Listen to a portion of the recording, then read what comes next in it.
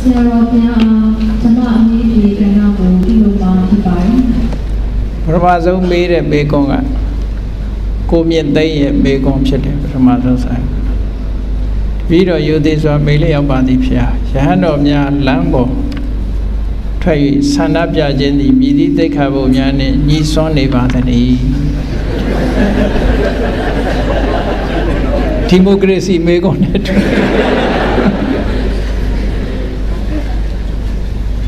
ပကာသနိယကံလောက်တာတခုရှင်းပြတော့မြို့ထဲမှာဆန္ဒပြတယ်ဆိုတဲ့အခါမှာသင်္ကန်းယုံပြီးတော့ဒီဝိနည်းသိက္ခာပုဒ်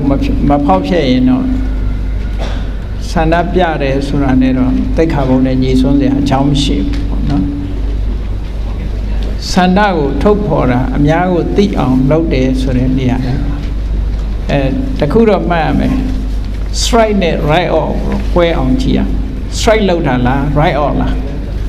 right off ဆိုတာအကြမ်းဖက်တဲ့အဓိကရုဏ်းလောက်တာဖြည့်ဆည်းတာဟွာတရားတွေဖြည့်ဆည်းတယ်အဲ့ဒါဆိုရင်တော့ right off ကိုခေါ်တာပေါ့ right off မဟုတ်ဘူး strike ဆိုတာကြတော့ကိုယ်ဆန္ဒကိုထုတ်ဖော်ပြတယ်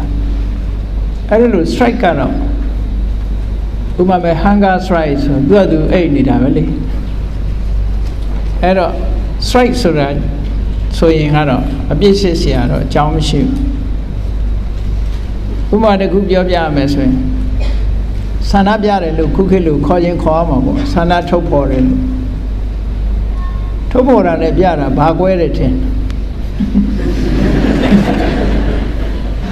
စကားကလည်းရင်းကြီးကြီးလေးတုံတဲ့အခါမှာတစ်မျိုးပေါ့နော်အဲ့တော့ဒေဝဒတ်ပြဿနာပေါ်လာကနီးမှာရှင်သာရိပုတ္တရာနဲ့ယဟန်နေဟာရာဇဂိုမြို့ထဲမှာဆန္ဒပြကြားဘူးကြလားကြားဘူးရင်ပြောပြဒေဝဒတ်ကမြတ်စွာဘုရားကိုဆန့်ကျင်ပြီးတော့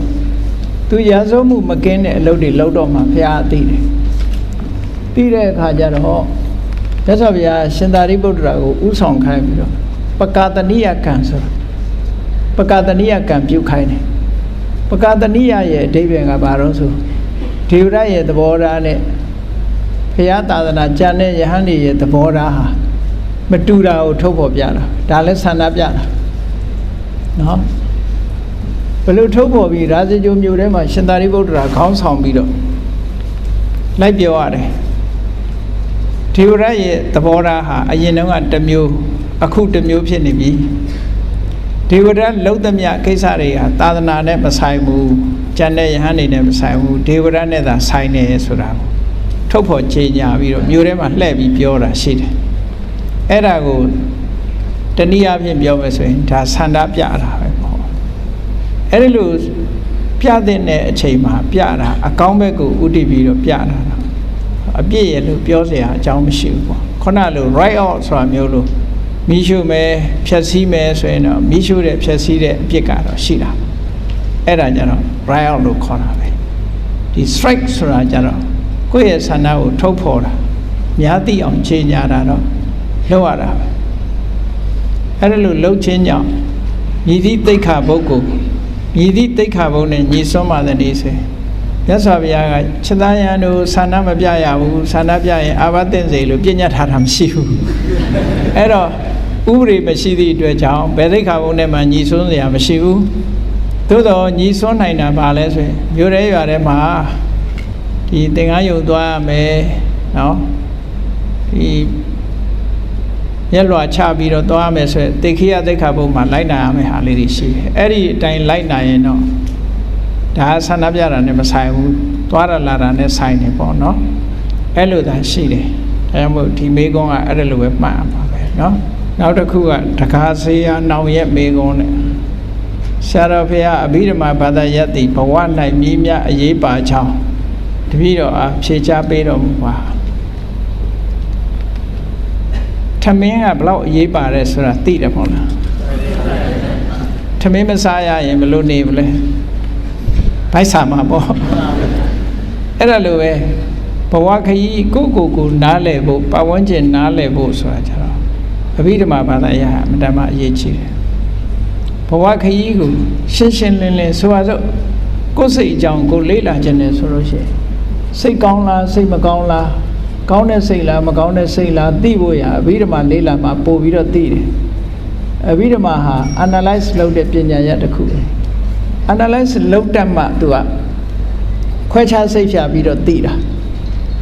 အနတ္တသဘောတရားကိုလည်းအဘိဓမ္မာလေ့လာခြင်းဖြင့်ပို့ပြီးတော့ထင်ရှားစေတယ်ပေါ့ဘုရားဘာသာဝင်ဖြစ်လာလို့ရှိရင်ဝိပဿနာကျင့်စဉ်ရဲ့အခြေခံအကျဆုံးဖြစ်တဲ့အဘိဓမ္မာဘာသာရပ်ကိုလေ့လာတာဒါအရေးကြီးတယ်ပေါ့အထူးသဖြင့်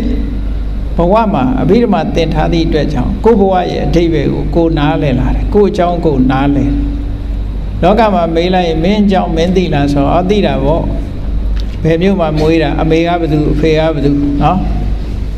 နာမည်ကဘယ်သူဒီလောက်ပဲပြောနိုင်မှာပဲမဟုတ်လားမင်းဘယ်ဘဝလာတာတော့ဆိုတဲ့ question ကိုဘယ်လိုဖြေမလဲဘယ်ကလာတာတော့ဘယ်သွားမှာတော့ဆိုတဲ့မေးခွန်းတွေကြတော့မဖြေနိုင်တော့ဘူးလေအဲ့တော့အဘိဓမ္မာတတ်ထားတဲ့ပုဂ္ဂိုလ်ဟာရှင်းရှင်းကြီးကိုယ့်အကြောင်းနဲ့ကိုယ်နားလည်မှုရှိတယ်ပေါ့အဲ့တော့ကိုယ့်အကြောင်းကိုကိုယ်နားလည်ခြင်းနဲ့ကိုယ့်ရဲ့ဘဝကိုကိုယ်နားလည်ခြင်းနဲ့ကိုယ်စိတ်ကိုနားလည်ခြင်းနဲ့စိတ်ထဲမှာထားရမယ့်စိတ်မထားရမယ့်စိတ်နားလည်ခြင်းနဲ့ဆိုရင်အဲ့ဒါတွေနားလည်မှလည်းပို့ပြီးတော့ဘဝအဓိပ္ပာယ်ရှိတယ်ဆိုတာဖြစ်ဘဝအဓိပ္ပာယ်ရှိဖို့အတွက်ကအဘိဓမ္မာဘာသာရအရေးကြီးတယ်လို့ဒီလိုပြောအဘိဓမ္မာဆိုဒီမှာ profound ဓမ္မ profound doctrine ပဲရုပ်တရားနံတရားတွေနဲ့ပတ်သက်ပြီးသိရှိဖို့ဝိပဿနာကျင့်ဖို့လည်းပဲအဘိဓမ္မာဘာသာရဟာအထောက်အကူအများကြီးဖြစ်လို့ analytical knowledge of mind and matter ထောက်ကူပြုတဲ့ဘာသာတစ်ခုဖြစ်တယ်ပေါ့ဒါကြောင့်မို့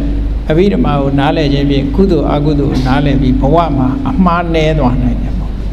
အမှားနည်းပြီးတော့အမှန်တွေကိုလုံးနိုင်တာဖြစ်သောကြောင့်အဘိဓမ္မာဟာမတန်အရေးကြီးပါတယ်လို့ပဲပြောပါရစေတကဝင်းမြင့်အောင်မိကွန်ဆရာတော်ဗုဒ္ဓဘာသာဆိုသည်မှာအဘယ်သို့သောဘာသာကိုဆိုသည်ကိုအနှစ်သာရအချင်းချုပ်မိန့်တော်မူပါဗျာဘာသာဆိုတဲ့စကားလုံးကဒီဟာပါဠိစကားလုံးလို့ဘာလို့နဲ့ဒီဘာသာဆိုတာက religion ကိုရည်ညွှန်းတဲ့စကားလုံးဖြစ်နေတယ်ပေါ့တကယ်တော့ဗုဒ္ဓဝါဒီလို့ပြောမှပို့ပြီးတော့မှန်တယ်ပေါ့မြတ်စွာဘုရားရဲ့အဆုံးအမကိုနာယူတဲ့ပုဂ္ဂိုလ်ဟာဗုဒ္ဓဘာသာပဲလို့ဒီလိုပြောရမှာဘုရားအဆုံးအမအတိုင်းလိုက်နာတယ်မြတ်စွာဘုရားကိုနှစ်ကယုံကြည်ပြီးတော့ကိုယ်ဘဝမှာအနန္တထားပြီးဘုရားရဲ့အဆုံးအမအတိုင်းလိုက်နာပါမယ်ဆိုတဲ့ပုဂ္ဂိုလ်မျိုးဟာဗုဒ္ဓဘာသာလို့ဒီလိုပဲပြောရမှာပါနော်အဲ့တော့ဗုဒ္ဓဘာသာအဖြစ်ကိုပြတဲ့အခါမှာဘာပြမလို့ဆိုရင်ဗုဒ္ဓတရဏဂစ္ဆာမိဓမ္မတရဏဂစ္ဆာမိသံဃာတရဏဂစ္ဆာမိလို့ဆိုတဲ့ဒီစကား၃ရပ်ကိုစောင့်တည်ပြီးတော့ခံယူထားတယ်ဒါကကိုယ့်ရဲ့ရင်ထဲကဖြစ်ပေါ်လာတဲ့ဟာကိုလက်တွေ့ပြတဲ့သဘောတကယ်အနှစ်သာရကတော့ဗုဒ္ဓရဲ့အသိဉာဏ်ကိုယုံကြည်တယ်ဓမ္မကိုယုံကြည်တယ်သံဃာကိုယုံကြည်တယ်ယုံကြည်တယ်ဆိုတာဗုဒ္ဓရဲ့အဆုံးအမတိုင်းလိုက်နာမယ်ဓမ္မကိုကျင့်မယ်ကုသိုလ်ကောင်းမှုလုပ်တဲ့အခါမှာသံဃာမှာကုသိုလ်ကောင်းမှုလုပ်ပြီးတော့ကောင်းကျိုးချမ်းသာတွေရအောင်လုပ်မယ်ဆိုတာဒါဗုဒ္ဓဘာသာလို့ဒီလိုပြောလို့ရပါတယ်အေးမြဖြူတဲ့ဆရာတော်ဘုရားသုလသောတာပန်နဲ့မဟာသောတာပန်တို့၏ခြားနာချက်ကို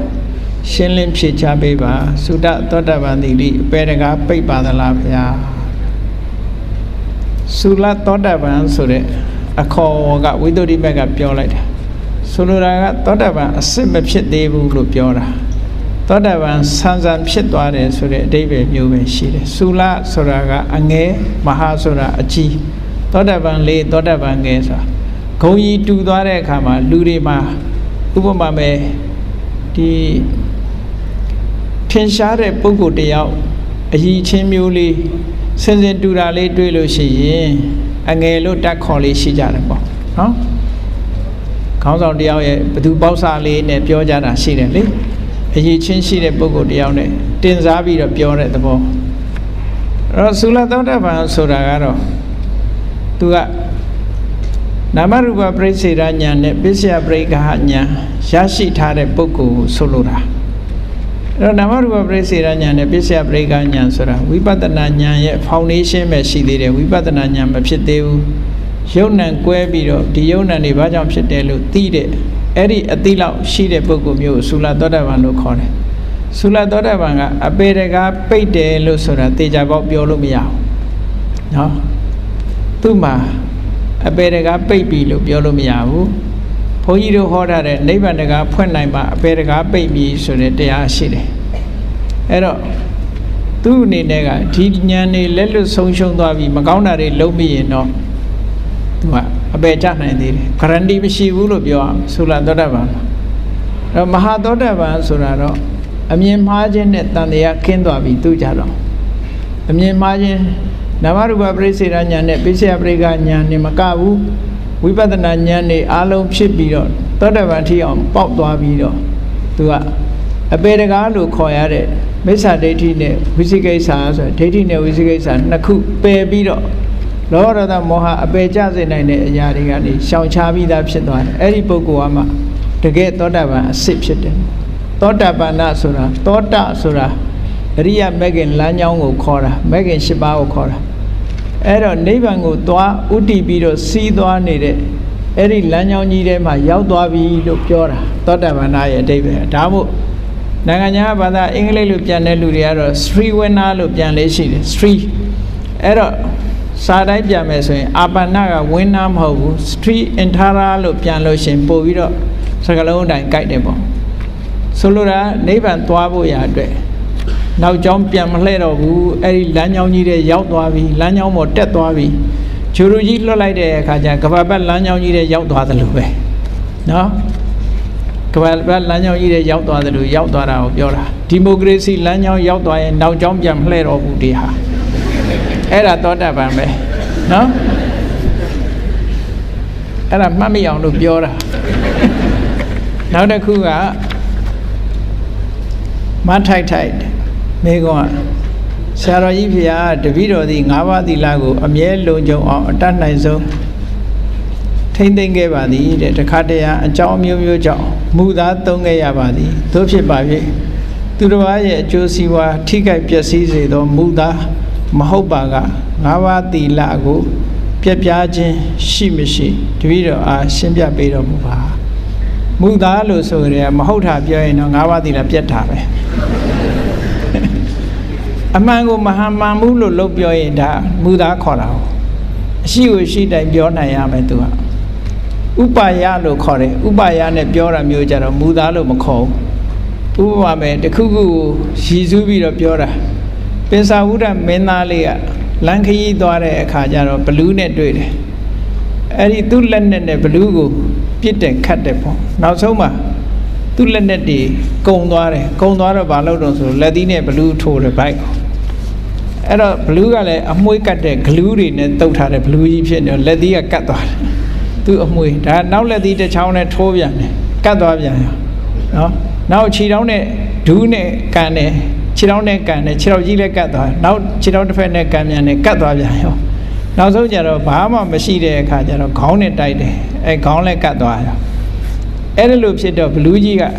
ကဲဘာတတ်နိုင်သေးတုံးလို့ဟာနဲ့ရည်တဲ့အခါကျတော့သူကဘာပြောတော့ဆိုမင်းစားရင်စားတယ်ငါးဘိုက်ထဲမှာဝရစိန်လက်နဲ့ရှိတယ်မင်းဘိုက်ကြီးပေါက်ထွက်သွားမှာပဲလို့ပြောတာအဲ့ဒါဘာကိုရည်ရွယ်ပြောတာတုံးဆိုသူ့ရဲ့အသိဉာဏ်ကိုရည်ရွယ်ပြီးတော့ပြောတာအဲ့ဒါမျိုးကြတော့ဥပါယစကားလို့ခေါ်တယ်ဘုရားမဟုတ်ဘူးနော်မရှိဘဲနဲ့ရှိတယ်လို့လိမ့်တာမဟုတ်ဘူးပညာကိုရည်ညွှန်းပြီးတော့အားထဲမှာဝရစိန်လက်နဲ့ရှိတယ်လို့ဆိုဟိုကောင်ကြီးကကြောက်သွားပြီးမစားရတော့ဘူးအဲ့ဒါမျိုးတော့မူသားမဟုတ်ဘူးအဟုတ်ကိုမဟုတ်လို့ပြောရင်တော့မူသားပဲတစ်ဖက်သားအကျိုးပြက်သည်ဖြစ်စေမပြက်သည်ဖြစ်စေအကျိုးပြက်ရင်တော့ပိုအပြစ်ကြီးတယ်လို့ပြောတာမြတ်စွာဘုရားကရာဟုလသားတော်လေးကိုဆုံးမတဲ့အခါမှာမူသားစကားမပြောနဲ့တဲ့ရာဟုလမင်းမူသားပြောလို့ရှိရင်ကြည့်ရေခွက်ထဲကရေလေးတွေသွန်လိုက်တာမူသားစကားပြောတဲ့လူတယောက်ဟာတဲ့ကြည့်ကိုချင်းတရားတွေကိုအကုန်သွန်ပြစ်လိုက်တာနဲ့တူတူပဲတဲ့ဘာမှမကြံတော့ဘူးတဲ့မူသားပြောတဲ့ပုဂ္ဂိုလ်တယောက်ဟာပုံကွယ်ရပုံခိုစရာနေရာလေးရတော့လိန်လိုက်ရင်ကိစ္စပြီးသည့်အတွက်ကြောင့်အမြဲတမ်းလိန်လီမှုကိုဆက်လုံးနေတတ်တယ်မူသားဆိုတဲ့အရေးကလေးမှာခိုးခိုပြီးတော့သူကမဟုတ်တာလုပ်တတ်တယ်ပေါ့ဒါကြောင့်မူသားဆိုရင်ကတော့ ဘုရားရည်စရာတောင်မပြောနဲ့လို့ပြောထားတာနော်မပြောချင်ပါဇက်ပိတ်နေပေါ့အဲ့ဒါနောက်တစ်ခုကတပည့်တော်ဤဇနီးသည်သူနာပြုအဖြစ်တာဝန်ထမ်းဆောင်နေပါသည်ဗျာတဲ့တခါတရံတရေသားဖြတ်ချတဲ့ဆေးများကိုလူနာအားပေးပြီးကိုယ်ဝန်ပြတ်ကြစေရပါသည်ဗျာထိုကဲ့သို့ပြုလုပ်ခြင်းနှင့်ပတ်သက်၍ပါဏာတိပါဒကံထိုက်မထိုက်သိချင်ပါတယ်ဗျာတရေသားဖြတ်ချတယ်ဆိုတာဘုရားရဲ့တရားတော်အရာပြောမယ်ဆိုရင်ဆေးပညာအရာကြတော့တချို့ကအသက်မဝင်သေးဘူးလို့ယူဆတယ်နော်abortion လုပ်တဲ့ကိစ္စတွေနဲ့ပတ်သက်ပြီးတော့မြတ်စွာဘုရားရဲ့အယူဒီဟောပြောချက်အဆုံးအမအရာဆိုလို့ရှိရင်သူကကလလရေကြီးတီတီကစပြီးတော့ယဟန်တွေမှာမနုဿဝိခလူသားလို့ဆိုသည်မှာကလလရေကြီးပထမဆုံးပေါ်တဲ့သရေစိတ်လေးကစပြီးတော့ပုံမပေါ်သေးဘူးအဲ့ဒီမှာပုံပေါ်ဖို့ဝေးရှိသေးတယ်ဒီ very small dotted လေးရေပေါက်ကလေးအဲ့ဒီအရွယ်ကစပြီးတော့လူသားလို့သတ်မှတ်တယ်လူသားလို့သတ်မှတ်သည့်အတွက်ကြောင့်ဒါကတော့ပါဏာတိပါဒကံထိုက်တယ်လို့ပြောယဟန်နေဆိုရင်ပါရဇိကကြားတယ်တရားနော်အဲ့တော့ပါဏာတိပါဒကံထိုက်တာပတ်စံရလို့လှုပ်ပြီးရင်မိစ္ဆာအာစီဝလို့ခေါ်တယ်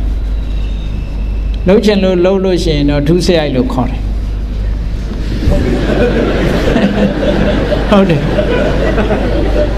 အသက်မွေးဝမ်းကြောင်းအတွက်ပတ်စံပေးလို့လှုပ်ပေးတယ်ဆိုရင်တော့မိစ္ဆာအာစီဝပဲရတယ်လို့ရှိရင်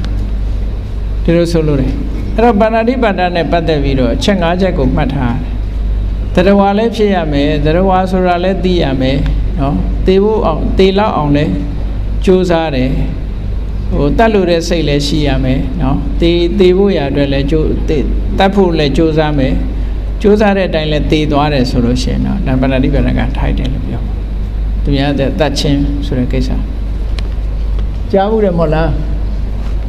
ဘောရိမင်းသားဟာသာသမီမထွန်းကားဘူးသူတို့ဇနီးမောင်နှံဘောရိမင်းသားဆိုတာဘုရားလက်ထက်ကဥဒိဏဘုရင်ကြီးရဲ့သားတော်ပဲပြတ်သက်ကိုအလှပဆုံးဖြစ်အောင်ဒီဇိုင်းဆွဲပြီးတော့ဆောက်ထားတာကောကနုဒဆိုတဲ့ပြတ်သက်ကြာပွင့်ကြီးခံပြီးဆောက်ထားတဲ့ပြတ်သက်ကြီးအဲ့ဒီနန်းပြတ်သက်တွေ့ပွဲမှာသူသားသမီးထွန်းကားမယ်ဆိုရင်မြတ်စွာဘုရားကိုဒီသူခင်းထားတဲ့ပိတ်ဖြူကြီးပေါ်ကနေကြွပါစေလို့ဆုတောင်းပြီးတော့သူကလှုပ်တော့ဘုရားမနေမှုအဲ့ဒီပုံသူကသားသမီးမထွန်းကားဘူးဘာလို့တော့ဆိုရင်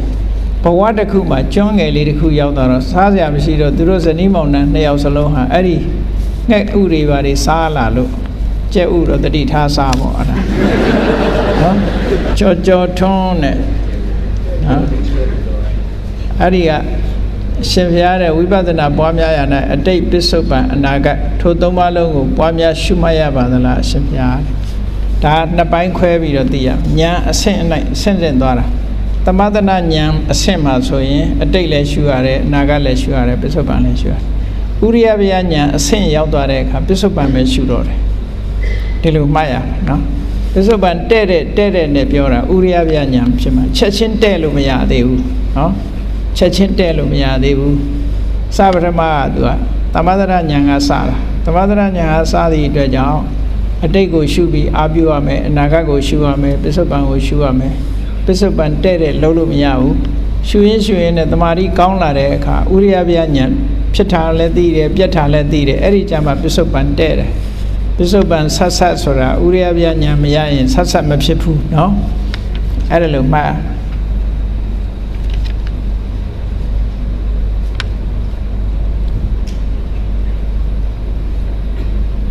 ဟန်ချိုဥလာမန်ချိုဥလာမသိဟန်ချိုဥထမ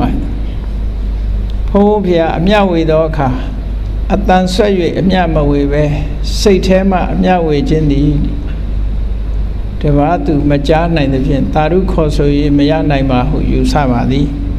တို့ဖြစ်ပါ၍စိတ်ထဲမှအမြဝေခြင်းသည်မှန်ကန်ပါသလားအတန်ဆွဲ၍အမြဝေခြင်းနှင့်အကျိုးကွာခြားမှုရှိပါသလားကျေးဇူးတင်ရှိပါတယ်အဲ့တော့အမြဝေတယ်လို့ဆိုကြတဲ့ကတစ်ဖက်သားကိုပေးကျင်တာဆိုတော့ခေါ်ပေးမှရမှာပေါ့နော်တိတ်လေးတွေမြုံနေလို့ပဲသိမှာတော့တစ်ဖက်သားအဲ့တော့ခေါ်ပေးတာပိုကောင်းတာပေါ့နော်ကြားအောင်လို့မဝါဆရာတော်ဘုရားဆန်းတော်မှစွန့်သည့်ဆွမ်းများကိုလူပုဂ္ဂိုလ်များစားသုံးသင့်ပါသလားတဲ့ ဒါကဒီအစွဲလန်းကဘယ်လိုလာတာလဲဆိုစားကောင်းမစားကောင်းဆိုတာဘာကြောင့်မစားကောင်းဘူးဘာကြောင့်စားကောင်းတယ်ဆိုတာနှစ်ခုရှိမယ်နော်ဒါမြန်မာရာဇဝင်မှာမနုဝမင်းကြီးကိုအနော်ထားကအကျဉ်းချထားတဲ့အချိန်မှာမနုဝမင်းကြီးကစကားပြောလိုက်လို့ရှင်ပါဇက်ကနေပြီးတော့အယောင်နေထွက်လာတယ်လို့ပြောအခုခေတ်လည်းအယောင်ထွက်တဲ့လူရှိပါတယ်သွားကိုစိန်ကွတ်ထား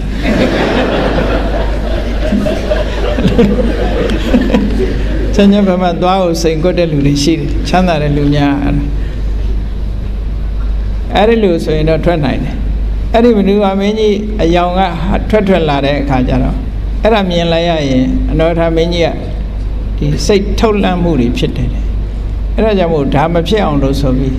ဆွမ်းတော်တင်တဲ့ဆွမ်းကိုကျွေးတာအဲ့ဒါကြောင့်မို့ဒီအယောင်ပြောက်သွားတဲ့လူတော့ရာဇဝင်ထဲမှာဒီလိုရှိတယ်ဒီလိုရှိတာကအစွဲပြုပြီးတော့ဆွမ်းတော်ကြမစားကောင်းဘူးလို့ဆိုဒီဟာအဓိပ္ပာယ်ကဟုတ်ချင်မှဟုတ်မှာဆွမ်းတော်တင်တာကြီးဟုတ်ချင်မှဟုတ်မှာသူဘာတွေလုံးမှမသိပါနဲ့နော်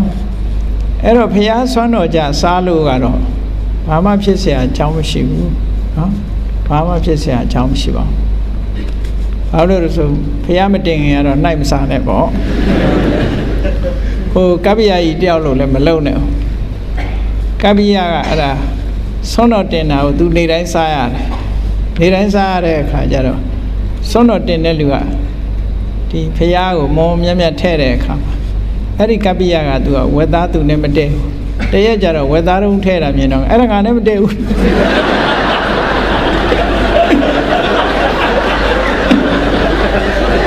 အဲ့လိုပြောတဲ့အဲ့လိုဖျားမစားခင်ကတော့မတည့်တာမလုံးနဲ့ဘူးကြာတော့သူ့အတွက်လို့ထင်းလာတယ်သူစားမှသေချာလာတဲ့အခါ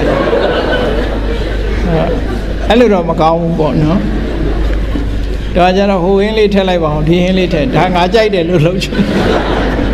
အဲ့လိုဖြစ်လာတတ်တယ်အဲ့လိုမဖြစ်အောင်တော့ဘုရားဆွမ်းတော်တင်စားလို့တော့ဘာမှတော့မဖြစ်ဘူးဘုရားဝေယဝိသလုပ်ပြီးတော့ဒီဘုရားကစွန့်လိုက်ပြီဆိုတဲ့အခါမှာတော့စားကောင်းပါလေစားကောင်းတယ်မျိုးတိဟာရှင်ဘုရားတပည့်တော်ရိုသေစွာလျှောက်ထားပါသည်ထီထိုးခြင်းသည်ဘယ်လိုသီလကိုချိုးဖောက်ပါသလဲလူနဲ့ယဟန်များထီထိုးလင်အပြစ်ဖြစ်ပါသလားဖြစ်လင်လူဆိုလင်ဘယ်လိုသီလကိုချွလွန်ပါလဲယဟန်ဆိုရင်ဘယ်သီလကိုချွလွန်ပါသလဲ၅ပါးသီလထဲမှာပါပါသလားဆိုခုနပြောတဲ့ထဲမှာဒီထီဆိုတာကစားတာတစ်မျိုးပဲပေါ့ကစားတာတစ်မျိုးဆိုမင်းဒီတီဘောမင်းလက်ထက်မှာမန္တလေးမှာထီဖွင့်တယ်ထီဖွင့်သည့်အတွက်ကြောင့်လူတွေကထီကစားကြတော့မွဲကြတယ်တော်တော်များများအဲ့ဒီမန္တလေးဈေးရုံနာကယုံတော်ကြီးလို့ခေါ်တဲ့အဆောက်အဦရှိတယ်အဲ့ဒါထီဖွင့်တဲ့ယုံကြီးမို့ယုံတော်ကြီးလို့ခေါ်တာနော်ယုံတော်ကြီးလို့ခေါ်တယ်အဲ့ဆရာတော်ကြီးတွေကဘုရင်စီမေတ္တာစာပို့တယ်ထီမဖွင့်မို့ထီဖွင့်သည့်အတွက်ကြောင့်လူတွေကကစားကြတဲ့အခါမှာလောင်းကစားတစ်မျိုးပဲလေလောင်းကစားတစ်မျိုးဆိုတော့ခုနစီးပွားပြက်ခြင်းအကြောင်းထဲမှာပါတယ်ပေါ့စီးပွားပြက်ခြင်းအကြောင်းနဲ့ဟို၅ပါးသီလထဲတော့မပါဘူးပေါ့နော်ဒီစီးပွားပြက်ခြင်းအကြောင်းတစ်ခုထဲမှာတော့ပါတယ်ပေါ့၅ပါးသီလထဲမှာပါတာအရေးမကြီးလို့မဟုတ်ဘူးလေသူကဒါစီးပွားပြက်ဖို့အတွက်ကစားဖက်တယ်ဆိုတဲ့အဓိပ္ပာယ်မျိုးပေါ့လောင်းကစားအလုပ်ငန်းတစ်ခုဖြစ်တယ်ပေါ့အဲ့ဒါကြောင့်မို့လို့၅ပါးသီလထဲမပါလည်းပဲရှောင်သိရင်ရှောင်ရမှာပေါ့ဒီလိုဆိုလို့ပေါ့ဒီရဟန်းတော်တွေလည်းမထိုးကောင်းဘူးလူတွေလည်းဒီကစားတာဟာပျက်စီးခြင်းအကြောင်းတစ်ခုပဲဖြစ်တယ်ပေါ့ကစားတဲ့ထဲမှာပါတယ်ပေါ့ရဟန်းနေကြတော့ဒါဒုက္ခအပ္ပတင်တာလို့ပြောရမှာပေါ့ကိုညာလင်းနဲ့ဆရာတော်ဘုရားတပည့်တော်ရိုသေစွာလျှောက်ထားပါသည်ဘုရားမြတ်စွာဘုရားသည်တစ်နှစ်တွင်မိုး3လကိုယဟန်တော်များအေးချမ်းရာသတင်းသုံးနိုင်ရာမိုးတွင်3လဝါဆိုဝါကိုင်းရပြည့်ညတ်တော်မူခဲ့ပါသည်ယခုအခါယဟန်တော်များသည်နိုင်ငံရခြားတိုင်းပြည်များတွင်များစွာရောက်ရှိသာသနာပြုလျက်ရှိကြပါသည်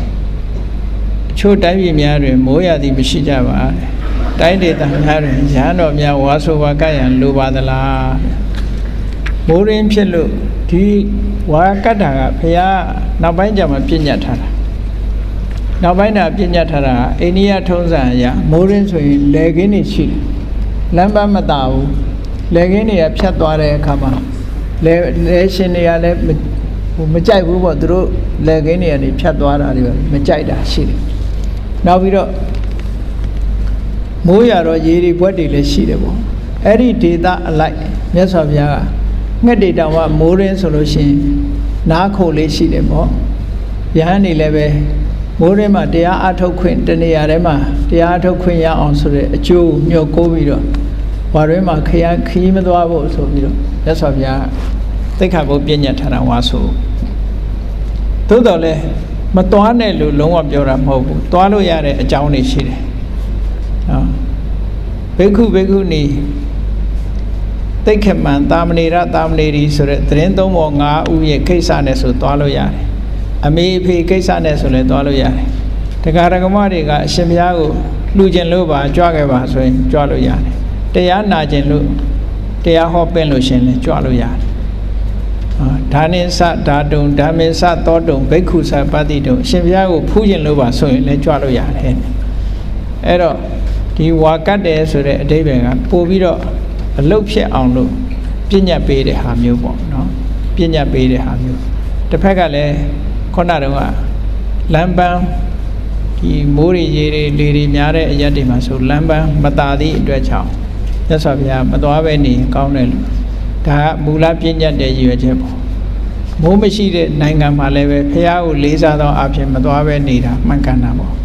မိုးရသည်ရဲ့လို့မဟုတ်ဘူးလေဂျွန်ဂျူလိုင်ဆိုလို့ရှိရင်မိုးရသည်လို့သတ်မှတ်ထားသည့်အတွက်ကြောင့်အများဝါကတ်တဲ့အချိန်မှာဝါကတ်ထားဒီဟာကတော့ဘယ်နိုင်ငံမှာပဲဖြစ်ဖြစ်ဘုရားဥပဒေတစ်ခုလှုပ်ထားလို့ရှိရင်လိုက်နာကြတကယ်တော့ဗမာပြည်အတွက်ပြညတ်တာမဟုတ်ဘူးအိန္ဒိယအဲ့တုန်းကပြညတ်တယ်သို့တော်လည်းဗမာပြည်နဲ့လက်လျောညီတွေတဲ့နေရာတွေမှာဘုရားပြညတ်ထားတဲ့ဥပဒေကိုတော့လိုက်နာကျင့်သုံးတာဟာဘုရားဘာသာတွေရဲ့ဒီရဟန်းတော်တွေရဲ့ရွယ်ချက်အဓိပ္ပာယ်ပဲဖြစ်တယ်ပေါ့အင်္ဂလန်ကဗမာပြည်မှာပထမဆုံးယဟန်လာခန္ဓာသူ့ရဲ့လူနာမည်တော့မေးနေတယ်အာနန္ဒမတ္တိယဆိုတာလန်ဒန်ဘုန်းကြီးအင်္ဂလန်ဘုန်းကြီးကယဟန်ခံပြီးတော့ထေရဝါဒယဟန်တော်တွေရဲ့ကျင့်စဉ်အတိုင်းသူကျင့်တဲ့အခါမှာသူတို့နိုင်ငံမှာဆိုရင်ဒီဘုန်းကြီးတွေဝတ်တဲ့သင်္ကန်းထဲမှာအမတမဒုက္ခရောက်တယ်သို့တော့သူကတတ်နိုင်တယ်ဗျဒီဝတ်နဲ့ပဲနေပြီးတော့ကျင့်ကြံကြုတ်ကိုအားထုတ်သွားတော့စောစောပြန်တော်မူသွားတယ်လို့တော့ပြောကြတယ်ပေါ့အာနန္ဒမတ္တိယဆိုမြန်မာပြည်မှာယဟန်ခံအင်္ဂလန်ကဘုန်းကြီးပဲအင်္ဂလန်အင်္ဂလိပ်လူမျိုးပေါ့နော်အဲ့တော့ဒီရာသီဥတုနဲ့လိုက်လျောညီဆိုတော့မြတ်စွာဘုရားဒါခွင့်ပြုထားတာအိန္ဒိယနဲ့ပတ်သက်ပြီးခွင့်ပြုတာဒါကြောင့်မို့တချို့ဥပဒေတွေကတရေသေးမဟုတ်ဘူးမြတ်စွာဘုရားပြိဋိဘံသံဃာနီးမှာမှားထားခဲ့တာရှိတယ်ငါပြည့်ညတ်တဲ့သိက္ခာပုဒ်တွေထဲမှာအများတန်ဃာတွေကသဘောတူလို့ရှိရင်သူက abolish လုပ်နိုင်တယ်ပေါ့ဥပဒေကိုဖျက်သိမ်းနိုင်တယ်လို့ဒီလိုမှားထားခဲ့တယ်ရှင်အနန္ဒာကိုအဲ့လိုမှားထားခဲ့တယ်ခုတ်ရနုခုတ်ရကအဘတ်တွေကိုဖျက်သိမ်းနိုင်တယ်လို့တန်ဃာသဘောတူမယ်ဆိုလို့ရှိရင်ဒါမြတ်စွာဘုရားရဲ့အရှိမြင်တဲ့သဘောပဲဟိုယဟန်တွေကိုတချို့ကတော့ယဟန်တွေကိုစမ်းသပ်လို့ပြောတာလို့ဆိုဘုန်းကြီးတို့ကတော့အဲ့လိုမထင်ဘူးခေတ်အခြေအနေရဥပဒေဆိုတာ concept ပဲလို့အဲ့လိုလှုပ်တာဥပဒေဆိုတာဒါကြောင့်မို့ဥပဒေဆိုတာပြင်ဆင်ရတယ်ခဏခဏနော်92ခုနှစ်ကဥပဒေပြင်ထားတာကြည့်တယ်မဟုတ်လားအဲ့လိုပဲဥပဒေဆိုတာပြင်သွားတာပဲလေရသော်ဗျာဥပဒေလည်းအချိန်ချင်းပြင်ရတာဟောလုံးဆိုင်ရန်ကုန်မြို့တယ်ရန်ကုန်ကလာတဲ့ဧည့်သည်ထွားရကြဘယ်သူလဲမသိဘူးနာမည်ကလောင်နာမည်နဲ့များရေးထားလားရှင်ဗျာရိုသေစွာလျှောက်ထားပါသည်ပရိသေရေစိတ်ဘဝင်စိတ်သုတိစိတ်တို့ဤခြားနာမှုတို့ကိုဟောကြားပေးပါရပရိသေရေစိတ်ဘဝင်စိတ်သုတိစိတ်ဆိုတာပုံစံတစ်မျိုးတည်းပဲပရိသေရေစိတ်ဆိုတာပထမဆုံးဘဝတစ်ခုနဲ့ဘဝတစ်ခုကိုဆက်ဆက်ပေးတာဖြစ်သောကြောင့်ပထမဆုံးဖြစ်တဲ့စိတ်ကလေးဒီဘဝမှာဆိုပါစို့ဥပမာပဲဘုန်းကြီးတို့အတိတ်ဘဝကသေးလာပြီးတော့ဒီဘဝမှာပထမဆုံးပေါ်တဲ့စိတ်ကိုပရိသေရေစိတ်လို့ခေါ်တယ်နော်အဲ့ဒီစိတ်နဲ့အလားတူနောက်ထပ်ဖြစ်တဲ့စိတ်တွေကိုဘဝင်စိတ်လို့ခေါ်တယ်နောက်ဆုံးဖြစ်တဲ့စိတ်ကိုသုတိစိတ်လို့ခေါ်တယ် ဒါကြောင့်မို့တဘဝမှာပရိသေရေဘဝင်သုတိဆိုတာသူက life span ကြီးတစ်ခုရဲ့ကန့်သက်တစ်ခုပဲကံကြောင့်ဖြစ်တာဒါဒီဘဝမှာရှိတဲ့မျက်စိကယူတဲ့အာယုနာကယူတဲ့အာယုနေနဲ့မဆိုင်ဘူးသူကအလုံးမလုံးဘူးအဲ့ဒီဟာအတွက်အလုံးမလုံးဘူးပင်ကိုကမတိခင်ကယူခဲ့တဲ့အာယုနဲ့ပဲသူကအလုံးလုံးတယ်အဲ့တော့အိပ်ပျော်နေတဲ့အချိန်ဖြစ်တာဘဝင်စိတ်လို့ခေါ်တယ်အဲ့ဒီဘဝင်စိတ်က blue line ပဲ passive mind လို့ခေါ်လို့ရတယ်နော်သူကတော့ဘယ်တော့မှမပြတ်ဘူးပြတ်သွားရင်သေပြီပေါ့တရားသူကစိတ်ရဲ့ sources ပဲစိတ်ရဲ့ source ပဲအဲ့တော့ဝိသိစိတ်ဆိုတာ active mind လို့ခေါ်တယ်သူကမျက်စိကမြင်တဲ့အာယုန်နဲ့အလုံးလုံးတယ်နားကကြားလိုက်တဲ့ပစ္စုပန်အာယုန်တွေနဲ့အလုံးလုံးတယ်သူကဒီဘဝင်စိတ်တို့ဆိုတာပရိသေရေစိတ်ဘဝင်စိတ်သုတိစိတ်ဆိုတာအဲ့ဒါတွေနဲ့အလုံးမလုံးဘူးသူကအလုံးမလုံးဘူးသူကအာယုန်သီးသန့်နဲ့နေတယ်လူဘဝရဲ့အခြေခံစိတ်ကြီးပေါ့နော်သို့တော့စိတ်ဆိုတာနှစ်ခုဘယ်တော့မှမဖြစ်ဘူးတစ်ခုတည်းပဲဖြစ်တယ်ဒီ red line လို့ဘုန်းကြီးကတော့နိုင်ငံညာသားတွေသင်တဲ့အခါမှာ blue line နဲ့ red line လို့ဆိုရင် line နှစ် line ပြထားတယ်အဲ့ဒီ red line ဆိုရင်အာယုန်အသက်ဝင်လာလို့ရှိရင် blue line ကပြတ်တောက်သွားပြီး red line ဖြစ်သွားတယ်ဟို easy ကြိုက်ချီရိုက်တဲ့အခါမှာတွေ့တယ်မဟုတ်လားပေါ်တက်တယ်လားလေအဲ့ဒါမျိုးလိုပဲသူက red line ကသူကလှုပ်ရှားတယ် blue line ကငြိမ်နေတာအခြေခံ line blue line ကငြိမ်နေတာအဲ့ဒါဘဝင်စိတ်လို့ခေါ်တယ်အစဆုံးစိတ်ကိုပရိသေရေနောက်ဆုံးစိတ်ကိုသုတိဒီလိုဘဝတာတစ်ခုရဲ့သူက life span တစ်ခုပဲ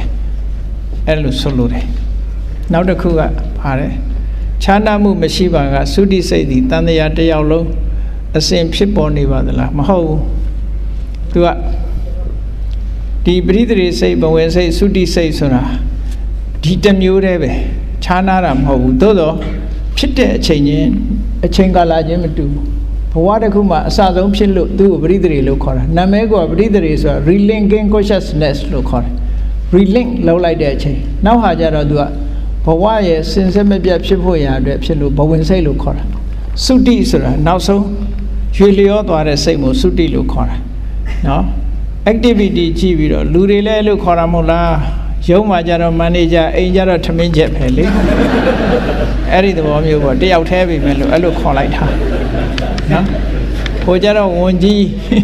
အိမ်ရောက်တဲ့အခါကျတော့ဝန်ကြီးမဟုတ်တော့ဘူးလေမမြတ်တိတာတယ်ရှေးကြီးပဲမေးထားတာရှင်ဘုရားတဲ့ယခုဘဝတွင်ရနိုင်သောအစဉ်ပညာယာတုငွေကြေးစသည်များသည်အတိတ်ဘဝများစွာပြုခဲ့သောကံစေရနာအကြောင်းများ၏အကျိုးများသာဖြစ်ပါသလားမဟုတ်ဘူးယခုဘဝမျက်မှောက်ပိဿုပန်အခြေအနေတွင်ပြုခဲ့သောဒါနသီလတို့ကုသိုလ်ကံစေရနာတို့သည်ယခုဘဝတွင်အကျိုးပေးနိုင်ပါသလားအချို့အကျိုးပေးနိုင်တယ်နော်ဒုတိယဘဝမှာစရင်နိဗ္ဗာန်မရမီဘဝများကြမှာအကျိုးပေးပါမည်လားတချို့ကအဲ့ဒီကြမှာအကျိုးပေးတယ်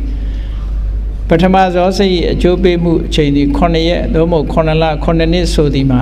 မြတ်စွာဘုရားလက်ထက်အချိန်ကသာဖြစ်နိုင်ရင်ယနေ့ခေတ်အချိန်မှာဖြစ်ပွားရန်ဖြစ်နိုင်ကြအလွန်နီးသည်မှာကောဟုတ်ပါသလား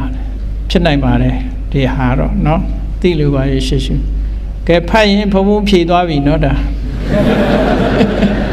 ကဲနောက်ရက်ကျွန်မဆက်ဖြေเนาะစိရံတေတုဘောဓသာသနာစိရံတေတုဘောဓသာသနာစိရံတေတု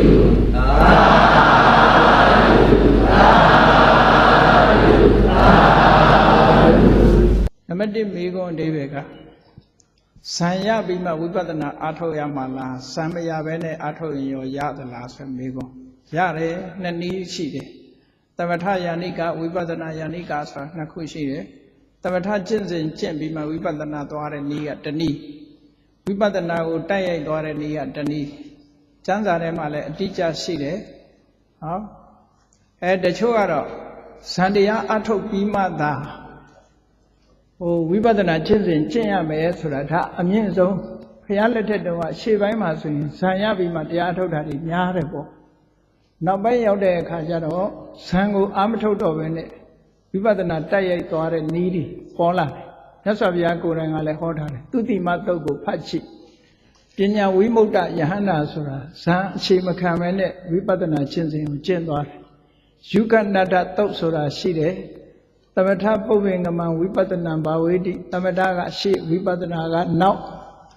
နောက်တစ်ခါဝိပဿနာပုပ္ပင်္ဂမံသမထံဘာဝေတိဝိပဿနာကရှေ့သမထကနောက်သမထဝိပဿနာဒီရှင်တွဲပြီးတော့သွားတဲ့နီးအဲ့ဒီလိုခေါ်ထားတာတွေတိုက်ရိုက်ရှိတယ်ပေါ့တိုက်ရိုက်ရှိတော့အထက်ကရာတွေမှာလည်းရှင်းပြောထားတာရှိတယ်စာတွေမှာစုံအောင်ဖတ်မယ်ဆိုရင်ဇံရပြီးမှဝိပဿနာအားထုတ်တဲ့ယောဂီကတဲ့ဟိုဘက်ကန်းကိုလှေသင်းမောစီးပြီးသွားတာနဲ့တူတယ်တဲ့သက်တာလားဇံအရှိန်ကိုယူပြီးတော့တမာတိကောင်းသည့်အတွက်ကြောင့်တက်တက်တာတာနဲ့ရောက်တယ်ပေါ့ဝိပဿနာတိုက်ရိုက်အားထုတ်တဲ့ယောဂီပုဂ္ဂိုလ်ကလက်ပြကူးပြီးတော့သွားတာနဲ့တူတယ်တဲ့အဲ့တော့နည်းနည်းပင်ပင်ပန်းပန်းလှုပ်ရမယ်လို့ဒီလိုဆုံးလို့တာအဲ့တော့ဘယ်နည်းပဲဖြစ်ဖြစ်မဖြစ်နိုင်တာမဟုတ်ဖြစ်နိုင်တယ်သို့တော်မြတ်စွာဘုရားကသမ္မာသမာဓိကိုရှင်းတဲ့အခါမှာဇံ၄ခုနဲ့ရှင်းတာဟာအမြင့်ဆုံးကိုရှင်းပြတာဘုရားတရားတော်တွေမှာကြည့်မယ်ဆိုရင်ဘုရားကဘယ်တော့ဖြစ်ဖြစ်အခြေခံတဲ့အမြင့်ဆုံးကိုရှင်းပြတာဖြစ်နိုင်တဲ့အနေအထားတွေမှာအကုန်ဆုံးရှင်းပြတယ်ဒါကြောင့်မို့ဒီအဖြေကနှစ်ခုစလုံးလုံးလို့ရတာဟာအမှန်ပဲနော်နောက်တစ်ခုကတော့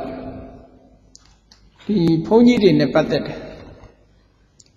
ဘုန်းကြီးတွေမှာဒီတရားထုတရားမြတ်ရလို့ရှိရင်ရဟန်းတော်ချင်းချင်းတော့ပြောလို့ရတယ်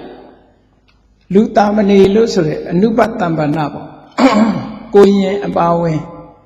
လူအကြောင်းလေးကိုမပြောရဘူးလို့ဆိုတာအကြောင်းရှိတယ်သိက္ခာကိုပြည့်ညတ်ထားတာရှိတယ်ဘာလို့ပြည့်ညတ်တုံးဆိုသိက္ခာကိုပြည့်ညတ်ခြင်းအကြောင်းကယ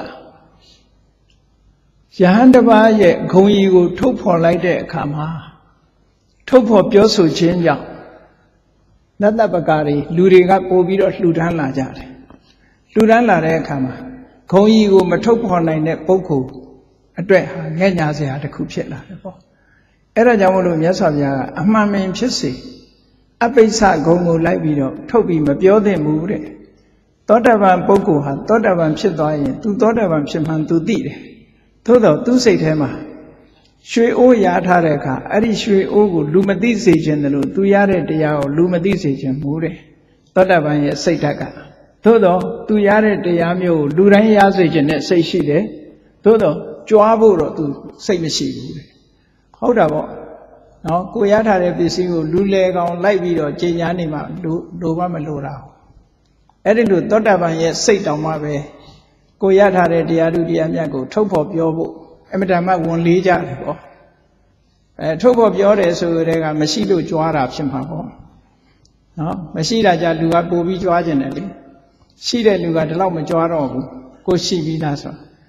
အဲ့ဒီမှာမြတ်စွာဘုရားကအမှန်ကန်ပဲဖြစ်စေလူသားမလေးကိုမပြောရဘူးလို့မပြောရဘူးဆိုတာသိက္ခာပုဒ်တစ်ခုပြည့်ညတ်ထားတာရှိတယ်ပြောပြီးတော့မလိုလားတဲ့ကိစ္စတွေဖြစ်လို့မပြောရဘူးလို့ဒီလိုပြောတာရဟန်းချင်းချင်းပြောတယ်ဆိုတာလည်းအကြောင်းရှိမှပြောရတာမြတ်စွာဘုရားကလည်းငါဖျားဖြစ်ပြီလို့ပြောတာဟာဖျားပေါ်မှာယုံကြည်မှုမရှိတဲ့ပင်စဝဂ္ဂီတွေကိုသာပြောတာနေရာတိုင်းတရားဟောတိုင်းငါဖျားဟိတ်လို့လိုက်ပြီးမကြော်ညာပါဘူးမြတ်စွာဘုရားပြောတာမဟုတ်ပါဘူးအကြောင်းရှိတဲ့အခါမှာပြောတယ်တတ္တိထာမမပြမသိပြမသိဤဆိုတတ္တိဆိုတာပြတဲ့နေရာကြတော့ပြကြရတာပဲလေကိုယ်ခံပညာလောက်ထားတဲ့လူတောင်မှပဲဂျူဒိုခရာတီပြတဲ့အခါပြကြတာမပြသရင်တော့ဒီလိုပဲနေမှာပေါ့နော်အဲ့တော့ဒီနံပါတ်1မေးခွန်းကဒီလိုပြသည့်အတွက်ကြောင့်သာသနာအတွက်ပိုအကျိုးရှိလာသလားဆိုမရှိနိုင်ပါဘူးဘာလို့လဲဆိုရင်မယုံကြည်တဲ့လူကမြတ်စွာဘုရားကိုယ်တိုင်ကဒီတကူပြားဒီဟာတွေကိုမပြဖို့ပြောတယ်ပြရင်ဘာဖြစ်တုံးဆိုလောကီနီးတွေနဲ့ရောထွေးပြီးတော့လူတွေအထင်သေးလာနိုင်တယ်ဒါလို့တိုင်းအောင်မြင်မယ်လို့ဒီလိုမတွက်ရအောင်နာလန္ဒမြို့မှာတခါတယောက်ကယဟန်တွေကိုတကူပြဖို့ခန့်အပ်ပေးထားပါတာဝန်ပေးထားပါအဲ့ဒါဆိုရင်သာသနာပူကြီးပွားလာမယ်လို့သူကလျှောက်တယ်မြတ်စွာဘုရားကလက်မခံပါဘူးငါသာသနာမှာဒီလိုတကူပြပြီးစီယုံတာမျိုးမရဘူးတကူပြနိုင်တိုင်းဒီကိုယ့်ဘက်ကိုပါလာလိမ့်မယ်လို့တော့မထင်လေနဲ့ပေါ့အရေးကြီးဆုံးကပညာနဲ့မှခိုင်မြဲတာဖြစ်ပါတယ်တကူပြလာတာနဲ့အောင်မြင်မယ်လို့တချို့ကထင်ကောင်းထင်လိမ့်မယ်မြတ်စွာဘုရားကိုယ်တိုင်ကအဲ့ဒါကိုလက်မခံခဲ့တာဒီတုတ်တုတ်ရှိတယ်အဲ့ဒီမှာဒီကနိကေမှာ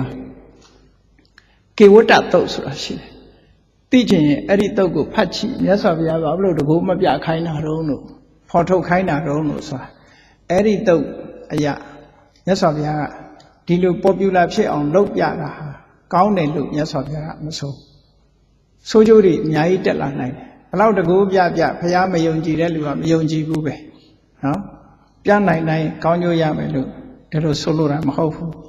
အဲ့တော့အစစ်အမှန်ကပညာပေးတာလားအစစ်အမှန်ဖြစ်တယ်ပေါ့အကုန်လုံးတစ်ဖက်သက်တွေးလို့မရဘူးလို့ဒီလိုဆိုရမှာအရိယာဖြစ်ရင်ကိုယ့်ဘက်ကိုသိသလားဆိုဒါကတော့အိမ်မက်မက်ထာတောင်မှငါဘာအိမ်မက်မက်တယ်ဆိုတော့သိတာပဲလေကိုယ်စိတ်မှာတကယ်ဖြစ်သွားရင်မသိဘူးမဟုတ်ဘူးသိတယ်သိရတယ်ပေါ့နော်အဲ့တော့ယဟန္တာပုဂ္ဂိုလ်တွေကအာဘမသိဘူးလားဆိုတော့ယဟန္တာအာဘသိတာရှိတယ်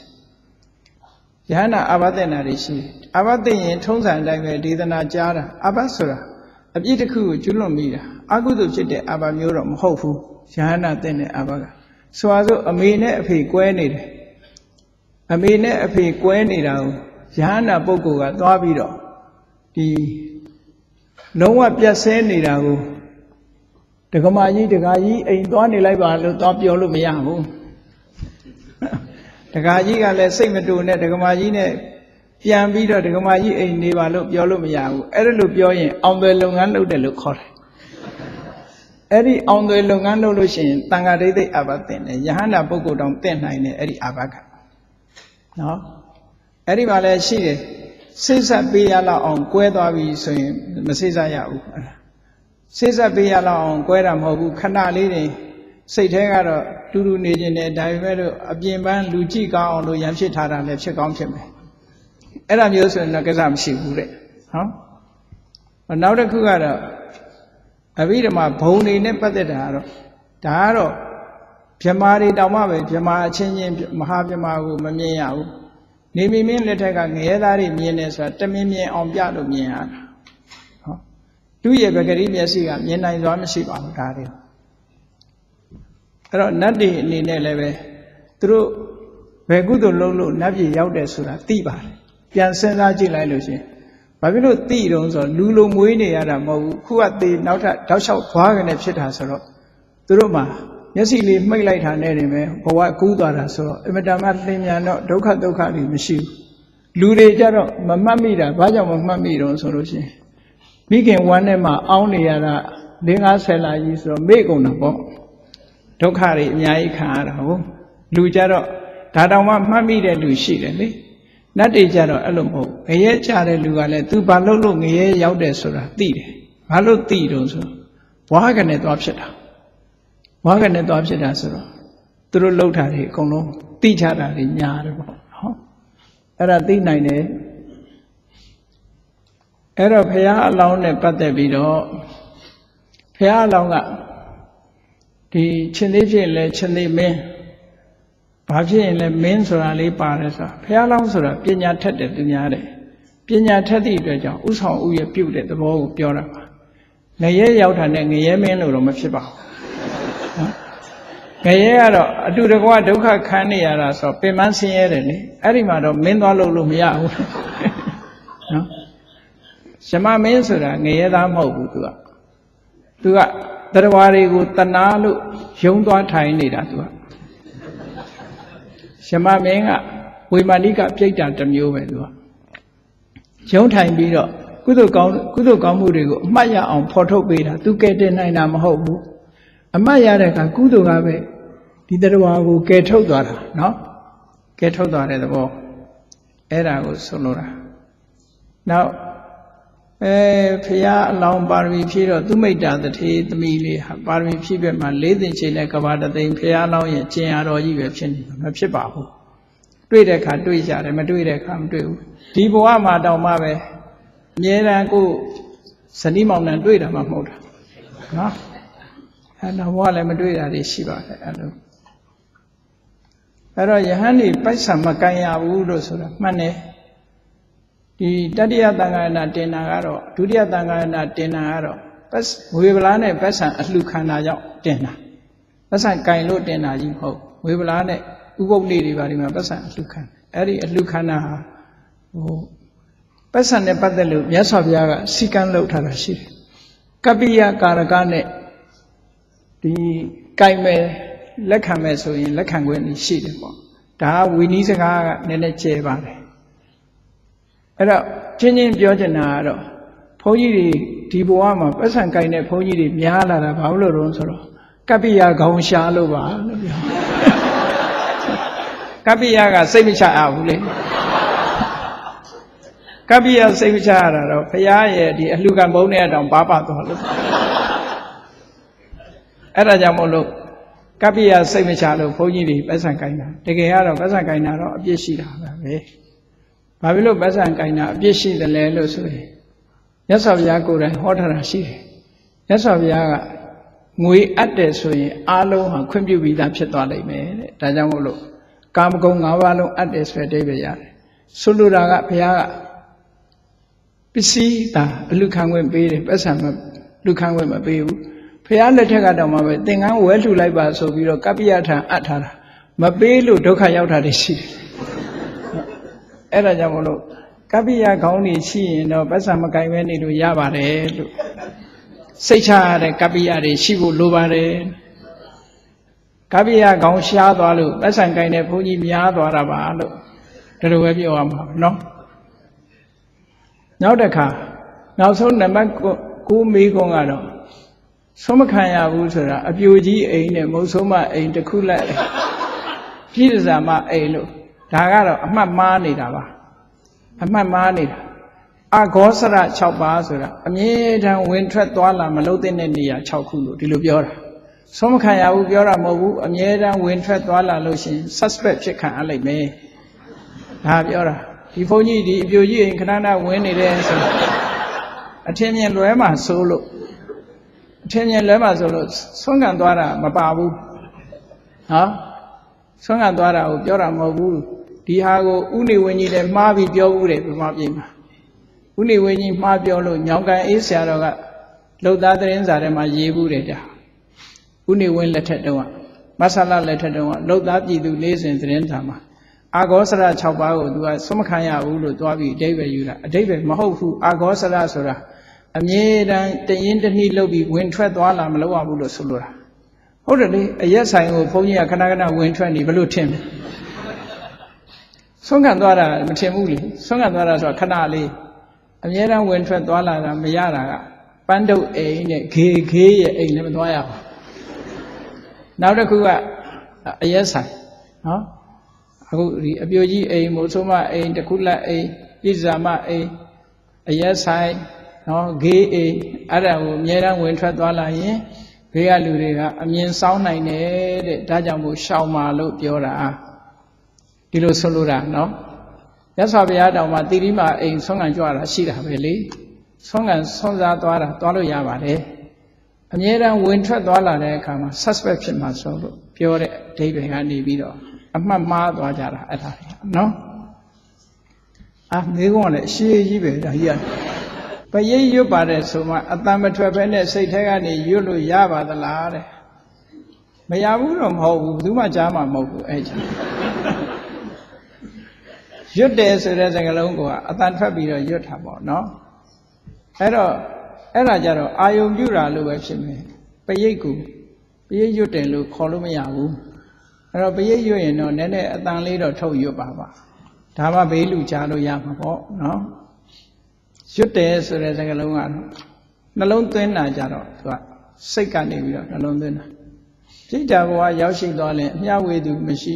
မချင်းမကျွတ်လို့ပဲဖြစ်နေပါသလားဟုတ်ပါဘူးသူကုသိုလ်နဲ့သူလည်းကျွတ်ပါတယ်အခြားနိုင်ငံတစ်ခုတွင်သေဆုံးသွားသူအတွက်မြန်မာနိုင်ငံမှာမိတ်ဆွေများကောင်းမှုပြုပြီးအမျှဝေလင်၎င်းသေဆုံးသူမကျွတ်လွတ်သူဟုယူဆသောသူများအမျှရနိုင်ပါသလားမအေးစံဒီကမေးထားတာခုနဒီဟာပြောပြီးသားပဲเนาะအမျှဝေတဲ့အခါမှာဟိုကတိမှသာဓုခေါ်မှရတယ်နှုတ်ဆိုမရဘူးဒါကြောင့်မို့ဖိတ်ပြီးတော့အမျှဝေရတယ်အိမ်ကိုဖိတ်လိုက်တော့လာခဲ့ပါဖိတ်ပြီးတဲ့အခါကျတော့ကုသိုလ်ကောင်းမှုလို့အမျှဝေအဲ့ဒါသိကြတယ်သူကမဖိတ်ခဲလဲလာရဲမှာမဟုတ်ဘူးလေသာသနာပေါင်းကိုမဝင်နိုင်သေးသောအမျိုးသမီးအတွက်စီးပွားရှာရင်မိသားစုနဲ့စီးပွားရှာရင်မိသားစုနဲ့ကျင့်လိရင်တရားအထုတ်လို့ပါမြည်တို့မြည်ပုံမြည်သည့်တရားများကိုနှလုံးသွင်းအထုတ်သင့်ပါသည်ကြံပေးမိန့်တော်မူပါဗျာတဲ့ ဝိပဿနာတရားအားထုတ်ရင်ကောင်းတယ်ဝိပဿနာအားထုတ်ရင်ကနေပြီးတော့အကျွတ်တရားရသွားတာရှိထေရီကာဆိုတဲ့အမျိုးသမီးလေးဟာအိမ်မှုလုပ်ငန်းလုပ်ရင်းကနေပြီးတော့ဘုရားတရားတော်သွားနာတယ်ကမ္မထာနေ့စဉ်မှတ်တယ်ကမ္မထာကိုမှတ်တယ်ဟင်းရွက်ကြော်ရင်ကနေအနာဂံဖြစ်သွားနော်အဲ့ဒါလိုတော့ဖြစ်နိုင်ပါလေကိုပါရမီရှိရင်ဖြစ်တယ်အဲ့တော့ဒါတွေစဉ်းစားစရာမလိုဘူးကိုယ့်ဘက်ကိုလှုပ်တင်လှုပ်ထိုက်တာနေ့စဉ်လှုပ်နေဘာလို့ဆိုထမင်းတော်နေတိုင်းစားနေတာပဲဥစ္စာအဲ့ဒါလိုပေါ့နောက်တစ်ခါမဝေမာထွန်းအရှင်ဘုရားအာတပည့်တော်ရိုသေစွာလျှောက်ထားပါအရှင်ဥပဂုတ်တကိုရောမြတ်ကြီးအမှန်တကယ်ရှိပါသလားတဲ့မတွေ့ဘူးဘုန်းတော်ဟုတ်သမိုင်းကြောင်းအရာပြောမယ်ဆိုရင်ဥပဂုတ်တယဟန္တာဟာမဟာယာနကျမ်းစာတွေအရာရှိတယ်ထေရဝါဒကျမ်းစာတွေမှာတော့မပါမဟာယာနကျမ်းစာတွေအရာတော့ရှိတယ်ပေါ့တဲ့အခုချိန်အသက်ထင်ရှားရှိတယ်ဆိုတာကတော့ယုတ်တိမရှိဘူးအရင်တော့ရှိခဲ့တယ်သမိုင်းတော့ရှိတယ်ဆိုရင်ဟုတ်တယ်ခုချိန်တည်းအောင်ခြေပြတ်တဲ့ရှိတယ်လို့ထင်ပြီးတော့ရှင်ဥပဂုတ်ယုတ်တုတွေမျောနေကြတာတော့နောက်ဘဝရေမျောမခံရစေနဲ့ပေါ့ပူဇော်ပွဲလေးပဲပူဇော်ပေါ့အယုတ်တော့ထဲမမျောနဲ့ပဋ္ဌာန်းရွတ်လင်တရေပူ6တီဟုဟုတ်ပါသလားတဲ့တပည့်တော်တို့ဖြေချပေးပါအเจ้าမှာတပည့်တော်ဒီတရေကိုအယမ်းကြောက်တရေဆိုတဲ့ကောင်ကကြောက်လေ6တီကြောက်ရင်တော့6တတ်တယ်မကြောက်ရင်ကတော့သူကတော့ပြန်ကြောက်သွားလိမ့်မယ်ဒါကတော့မေခွန်းရှင်နာမည်မပါဘူးဆရာတော်ရှင်သူများဘုရားလူကိုလူတို့သေကြရအောင်ပြုံး၍သေတော်သူနှင့်မဲ့ပြီးတော့သေတော်သူနှစ်ဦးတို့သည်လာရကတိချင်းတို့ကိုဖြေချပေးတော်မူပါဗျာဘုရားကြီးတော်ရွသေးစွာလျှောက်ထားပါသည်တော့ပြုံးတိုင်းမဲ့တိုင်းတော့ပြောလို့မရဘူးယောဂကြောင့်မဲ့တာလည်းရှိနိုင်တယ်ပေါ့နော်ယောဂကြောင့်မဲ့တာလည်းရှိတယ်မချီပြုံးတာလည်းရှိတယ်ဝတ္ထုတစ်ခုဖတ်ဖို့တဲ့အဲ့ဒီမြားနဲ့ပြစ်ခံရလို့မြားစိတ်တဲ့တဲ့လူကပြုံးလေးတည်တယ်တဲ့အမြဲတမ်းနော်အဲ့ဒီမြားစိတ်ကဟိုဥစ္စာရှာဝတ္ထုတွေမှာအဲ့ဒီမြားစိတ်တဲ့ပြီးတည်တဲ့လူကပြုံးလေးတည်သွားတာမှန်တော့ပြုံးတယ်ဆိုတာပါဇက်ပြဲပြီးတည်သွားတယ်နဲ့တူရတယ်ကြာအမြဲတမ်းပြုံးတာတော့စကယ်တန်ရုပ်တုကြီးတွေတွေ့ရင်ပြုံးနေတာပဲအမြဲတမ်းအဲ့တော့ပြုံးလို့တည်တိုင်းမဲလို့တည်တိုင်းဒါနဲ့ပြောလို့မရဘူးပေါ့နော်ဘာကြောင့်သေးတာတော့သူမသေးခင်ကဘာတွေလုပ်တုံးဆိုတဲ့ပုံမှာမူတည်တယ်ပေါ့ဟောလူမဲတာပြုံးတာနဲ့တော့ဆုံးဖြတ်လို့မရနိုင်ပါဘူးဒီဟာအပြေးလွှားဖြေနေရတာမို့အောင်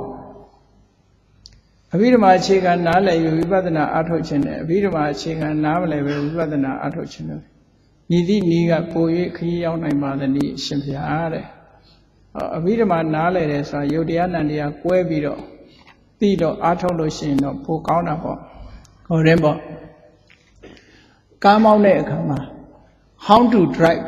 ကားဘယ်လိုမောင်းရတယ်ဆိုတာသိယုံနဲ့မောင်းတဲ့လူရှိတယ်ကားအကြောင်းကိုအတော်သိပြီးတော့မောင်းတဲ့လူရှိတယ်အဲ့ဒီလိုမောင်းလို့ရှိရင်ကားအကြောင်းကိုသိပြီးတော့မောင်းတဲ့လူကပို့ပြီးတော့ကားတစ်ခုဖြစ်ရင်နားလဲတာပေါ့ညမို့ဆိုရင်မောင်းတယုံသမားကတော့ဘာဖြစ်လို့ဖြစ်မှမသိဘူးပေါ့နော်အသိပညာဆိုတာပိုသိလေကောင်းလေပဲလို့ဒီလိုမှတ်အောင်ဝိပဿနာအထုတ်တယ်ဆိုရင်လည်းမသိတဲ့လူဟာစံတဝါဝါဖြစ်လာပါနောက်ကျဘုမာပြေပါတော့ကပ္ပဋ္ဌာန်းတွေပေါ်နေသေးတယ်တောက်နဲ့ခောက်ပေးတာရှေ့ကထိတိနဲ့လိုက်မှတ်တာတိုင်ပင်ကအောင်မှတ်နိုင်လို့ရှင်သောတာပန်ဖြစ်တယ်လို့ပြောတာပဲနောက်တစ်ခုကတော့မတ္တန္တာဝင်းနဲ့ဆရာတော်ဘုရားတပည့်တော်ဒီတရားထိုင်ရာတွင်ဖြစ်ပျက်မှုများစိတ်လာပြီးတရားမထိုင်ရမလေးနိုင်အောင်တရားထိုင်ရသည်ကိုနှစ်ချိုက်မိပါသည်ဖျား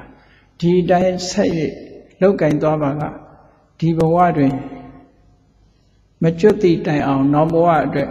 ထောက်ကူဖြစ်မဖြစ်ချာညာကြီးထောက်ကူဖြစ်ပါတယ်လောက်ပါဆက်နောက်တစ်ခုကမတ္တိတာသိတပည့်တော်မရေသေးစားလျောက်ပါသည်ဖျားတဲ့အကုသိုလ်စိတ်ဖြစ်နေတာကိုသိလိုက်တဲ့စိတ်သည်ကုသိုလ်စိတ်ဖြစ်ပါသိတယ်ဆိုတာဉာဏ်နဲ့သိတာပဲဉာဏ်ဟာကုသိုလ်စိတ်မှာပဲဖြစ်တယ်နေ့စဉ်သွားလာလောက်ကင်နေစဉ်ကုသိုလ်စိတ်ဖြစ်အောင်နှလုံးသွင်းဆင်ခြင်နေခြင်းသည်ဒီ meditation လုပ်နေတာပါပဲလားဗျာနှလုံးသွင်းဆင်ခြင်နေတာဟာကုသိုလ်စိတ်ဖြစ်အောင်နှလုံးသွင်းဆင်ခြင်နေတာလည်းပဲပြောမယ်ဆိုရင်ဒါ contemplation လို့ခေါ်တာပေါ့တတိထားပြီးမြတ်စွာဘုရားဟောတဲ့တတိတံပစဉ္ညအလုပ်ထဲမှာပါဝင်တာပေါ့ကမ္မထာအလုပ်လို့ခြုံငုံပြီးခေါ်လို့ရတာပဲဒါသက်စင်နဲ့ သောတာပန်ဖြစ်ရဝိပဿနာဉာဏ်စဉ်များအာထုတ်ပါကဉာဏ်စဉ်များအာမြည်တို့သုံးသပ်၍အဆင့်တက်ရပါမည်နီမြည်သည့်စာအုပ်အားကိုးကားရပါမည်နီတရားထုတ်တာတော့စာအုပ်ကိုးမနေပါနဲ့ကိုယ့်ဟာကိုယ်ပဲမမှန်ကန်ဘယ်လိုအာထုတ်ရတယ်ဆိုတာနီးလေးသင်ပြီးတော့အာထုတ်ဖို့ပဲအရေးကြီးပါတယ်ဉာဏ်စဉ်ဆိုတာသူ့ဘာသူတစ်ခုပြီးတစ်ခုမြင်လာတာကိုဉာဏ်စဉ်လို့ခေါ်တာပါကိုယ်ကနေလိုက်မြင့်ပေးเสียမလိုပါဘူးနော်အာထုတ်ရင်သူ့ဘာသူတစ်ခုပြီးတစ်ခုတိုးသိလာတာကိုပြောတာအတိလေးတွေကတစ်မျိုးစီလုပ်တဲ့လုပ်ငန်းပေါ်မှာဘယ်အလုပ်ပဲလုပ်လို့လုပ်ငန်းတစ်ခုဟာပို့ပြီးသိလာတဲ့သဘောကိုပြောတာဉာဏ်စဉ်ဆိုတာလိုက်ပြီးတော့ဉာဏ်စဉ်တွေနောက်လိုက်ပြီးတော့လေကတိလူတက်ရမှာမဟုတ်ဘူးနောက်တစ်ခုကဘယ်သူတော့မသင်းစဉ်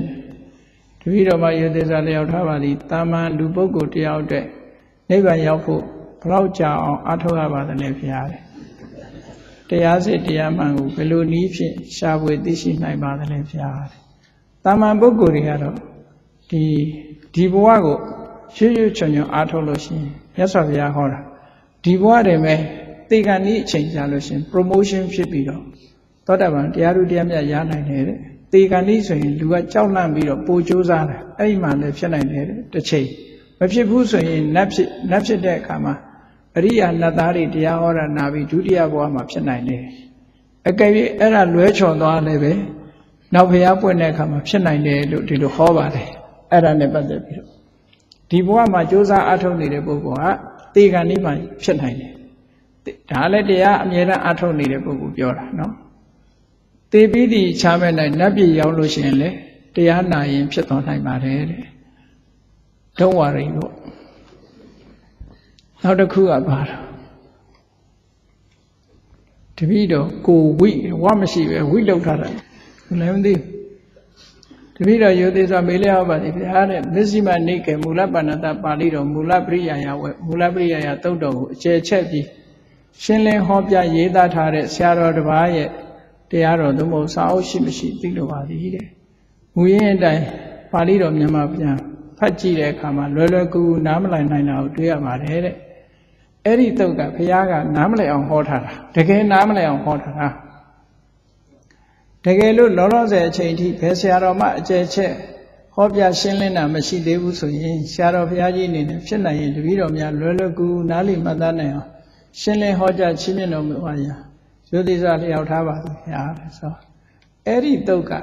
မာနတက်ကြွနေတာဘုရားလည်းငါတို့လောက်ပဲသိတာပါပဲသူဟောလေဒါတွေဟောမှာပါပဲနဲ့ဆိုပြီးတော့ယဟန်900ကမာနတွေတက်နေလို့ဘုရားကတမင်နားမလဲအောင်သူတို့မာနကိုချိုးဖို့ဟောတဲ့တရားဖြစ်တယ်ပေါ့တကယ်ကတော့မူလပရိယာယတုတ်ဟာကျန်တဲ့တုတ်တွေနဲ့မဂ္ဂင်၈ပါးအကျင့်တရားဒီလမ်းကြောင်းပေါ်လွဲပြီးဘယ်မှမရှိပါဘူးဟောဒါတမင်နားမလဲအောင်ဟောတာမာနချိုးဖို့အတွက်တော့ဒီလိုပြောရတာပေါ့နှုတ်ဖို့ပြောလို့မှရမှာမရတာသူမာနချိုးဖို့အတွက်ဒီတရားကိုဟောထားတာနော်အဲ့တော့ကိုမာနရှိရင်တော့လေကျိုးအောင်ဖတ်ပေါ့မာနမရှိရင်တော့မလိုပါဘူးနောက်တစ်ခုကဒေါက်တာနေကြည်မြင့်တပည့်တော်တို့ယခုလက်ရှိရနေတော့ကုသကံအကျိုးပေးအကုသကံအကျိုးပေးသည်ပထမဇောစေရနာကြောင့်လားတတ္တမဇောစေရနာကြောင့်လားဒါအခုလူဘဝရနေတာကတော့ဒါတတ္တမဇောစေရနာလို့ပဲခေါ်ရမှာပဲအလယ်ဇော5ချက်ကြောင့်လားဆိုတာရှင်းလင်းအလယ်ဇော5ချက်ဟိုဘဝနဲ့ဒါကပြောရမှာဘဝနဲ့ပြောရမှာဒီဘဝမတိုင်ခင်ကအရင်ဘဝကလှုပ်ထားပြီးတော့ဒီဘဝလူလာဖြစ်တယ်အဲ့ဒီကုသိုလ်ကြောင့်လူဖြစ်တယ်ဆိုရင်တတ္တမဇောကြောင့်လို့ပြောရမှာအဲ့ဒါကြောင့်မဟုတ်ဘဲနဲ့ဟိုးလွန်ခဲ့တဲ့4-5ဘဝကလှုပ်ထားတဲ့ကုသိုလ်ကအကျိုးပေးတယ်ဆိုရင်အလယ်ဇောလို့ပြောရမှာတိတိကျကျပြောလို့တော့မရဘူးအဲ့လိုပဲဖြေရနော်ဘယ်ကံကနေအကျိုးပေးတယ်ဆိုတာမသိဘူးလေအဲ့တော့ဆိုလိုတာကတော့ပထမဇောဆိုတာလှုပ်တဲ့ဘဝမှာပဲအကျိုးပေးတယ်တတ္တမဇောဆိုတာဒုတိယဘဝမှာအကျိုးပေးတယ်အလယ်5ဇောဆိုတာတတိယဘဝကစပြီးနိဗ္ဗာန်အထိအကျိုးပေးတယ်လို့ဆိုအဲ့ဒါလေးကိုသာမှတ်ထားလိုက်ပါနော်ဘယ်ဘဝကလှုပ်တဲ့ကုသိုလ်လို့သိမှဒါကအတိအကျပြောလို့ရနိုင်တယ်မေခွန်ဖြစ်တယ်ပေါ့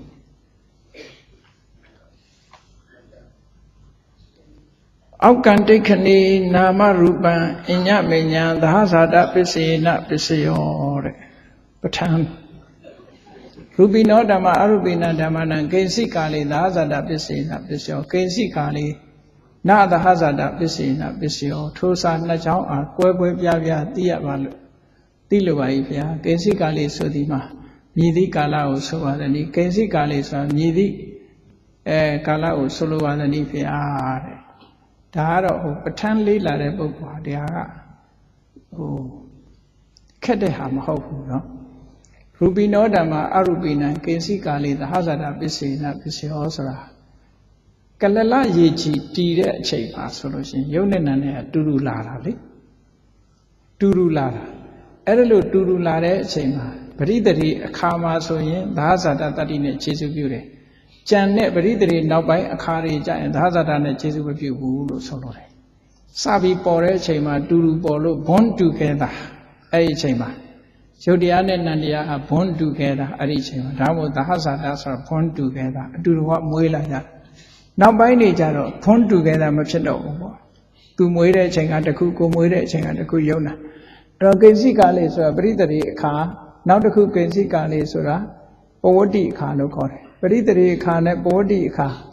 ပရိသေတိတည်တဲ့အခိုက်လေးကိုပရိသေတိအခါလို့ခေါ်တယ်နောက်ပိုင်းကိုပဝတ္တိအခါလို့ခေါ်တယ်ဘုန်းတော်ကြီးမြတ်သောအရှင်ဘုရားတဲ့အမှန်မြင်ဦးတဲ့ပြီးတော့ယုသေးစားလျာရပါသည်ရုပ်ခန္ဓာပေါင်းဂရေ9000ကျော်နာမ်ခန္ဓာပေါင်းဂရေ3သိန်းဖြစ်ပြသွားတယ်ဆိုတာဘယ်လိုရှုမှသိနိုင်ပါလဲဒါရှုနိုင်တဲ့လူမရှိပါဘူးတရားကနော်ဒါတွေကဟိုခံမှန်းပြောဆိုတဲ့အရာတွေပါအတိအကျပြောတာမဟုတ်ပါဘူးအတိအကျပြောတာယုံနာဖြစ်ပြသည်ခန္ဓာကိုယ်ထဲမှာဖြစ်ပြနေတာဟုတ်ပါသလားအပြင်မှာလည်းဖြစ်ပါတယ်နော်ယုတ်ကတော့ခန္ဓာကိုယ်ရဲ့အပြင်မှာလည်းဖြစ်တာပြက်တာရှိတယ်ယုတ်နဲ့နာဖြစ်ပြတာကိုယ်ခန္ဓာကိုယ်မှာလည်းဖြစ်တယ်သူများခန္ဓာကိုယ်မှာလည်းဖြစ်ပြတယ်ဘယ်မှာရှိတဲ့ယုတ်နာပဲဖြစ်ပြနေတာပဲအားလုံးဖြစ်ပြီးပြက်နေတာပဲဒီလိုဆိုလိုတာပါနော်ဘာဆုစုညွန်ကထိန်သင်္ကန်းကပ်ရာတွင်အလူရှင်မတန်ခိကဒါနာပါဖရာဟုရွတ်ဆိုရန်လိုအပ်ပါသလားအရှင်ဘုရားတဲ့ကထိန်သင်္ကန်းဆိုတဲ့ကြတဲ့ကပုဂ္ဂလိကကတ်လို့မရဘူးတန်ခါပဲကတ်ရတယ်တန်ခါမှကထိန်သင်္ကန်းဖြစ်တယ်အရှင်ဘုရားတပည့်တော်မှာစိတ်ထဲတွင်မရှင်းလင်း၍ရိုသေစွာမေးလျောက်ပါသည်ဘုရားတဲ့မြတ်စွာဘုရားရှင်ဤရုပ်ပွားတော်အမှန်သည်ဆံတော်ရှိပါသလားဟုတ်လားမသိဘူးဒီလိုမေးတာဆံတော်ရှိပါသလားဩဘုရားအစ်စ်မှာဆံတော်ရှိဘုရားကလူသားပဲရှိတာပေါ့ဘုရားဆံတော်မြတ်စွာဘုရားအလောင်းတောထွက်လိုက်တဲ့အခါကျတော့မင်းသားကိုသူကစတုံးနဲ့အဲ့တော့စတုံးကိုဖြီးပြီးတော့အရင်ကနေရိုက်လိုက်တဲ့အခါကျတော့လက်နှစ်သက်လောက်စွတ်စွတ်ချွန်ချွန်လေးဖြစ်နေအဲ့ဒါကိုဟိုရောင်လျံမှာထည့်ပြီးတဲ့အခါကျတော့စတုံးလိုဖြစ်သွားတာအမှန်စတုံးမဟုတ်ဘူးဒီသပင်ကအခုခေတ်လူတွေလောက်ထားတာလေထောင်ကျန်တဲ့လောက်ထောင်မိုးထီအောင်ထောင်အခုခေတ်ကလူတွေကအဲ့ဒါဆေးနဲ့လှုပ်ထားပြီးတော့အပေါ်မှာထောင်းနေအောင်လှုပ်ထားဖះအလောင်းကတော့အဲ့လိုမဟုတ်ဘူးထုံးထားတဲ့ဆိုရင်ထိတ်ကနေပြီးတော့ကပ်ပြီးဖြတ်လိုက်တဲ့အခါအဲ့ဒီထောင်တောင်လေးကပြေကျအောင်သွားတော့တဘာဝကနေဖြစ်သွားတယ်နော်အဲ့လိုသပင်ကဖះတသက်တာလုံးလက်နဲ့တစ်တဲ့ပို့ပြီးတော့ရှေးမလာတော့ဘယ်တော့မှခေါင်းရင်းရတယ်မရှိတော့အဲ့မှာသပင်ရဲ့ရှေးတန်မှုကရပ်ဆိုင်သွားတယ်ဒါမို့ဖះရဲ့ခေါင်းတော်ဟာအမြဲတမ်းလက်နဲ့တစ်လောက်တော့အရှေးရှိတယ်ရဟန်းနေလဲလက်နဲ့တစ်ထီအောင်ထားလို့ရတယ်တော့ကြမော်ဒန်ဘုန်းကြီးမှတ်မနေနဲ့လက်နဲ့တစ်လောက်ဆိုအခုလူငယ်လူရွယ်တွေထားတဲ့ဘိုကေလောက်တော့ထားလို့ရလက်နဲ့တစ်တဲ့ဘုမဟုတ်နှစ်လတဲ့ရဟန်းနေမှာခေါင်းမြိတ်ဖဲထားလို့ရတယ်လို့ရှိအောင်ဆိုထွက်ဘုရားရှင်လက်ထက်ကအဘယ်သို့နေရာယူတရားနာကြသနည်းတဲ့ဤကဲ့သို့ရောနောစွာနေရာယူတရားနာကြပါသလားတဲ့ရောနောစွာနေရာယူတရားနာမှုသည်အပြစ်ဖြစ်ပါသလားမြတ်စွာဘုရားလက်ထက်တုန်းကထိုင်ပုံကတော့ဘုရားကအလဲကောင်မှထိုင်တယ်နောက်ကျောဘက်မှာယဟန်နေထိုင်တယ်ရှေ့မျက်နှာကတရားဓမ္မတွေထိုင်တယ်အဲ့လိုထိုင်တယ်ဘုရားကအလဲကောင်မှထိုင်တယ်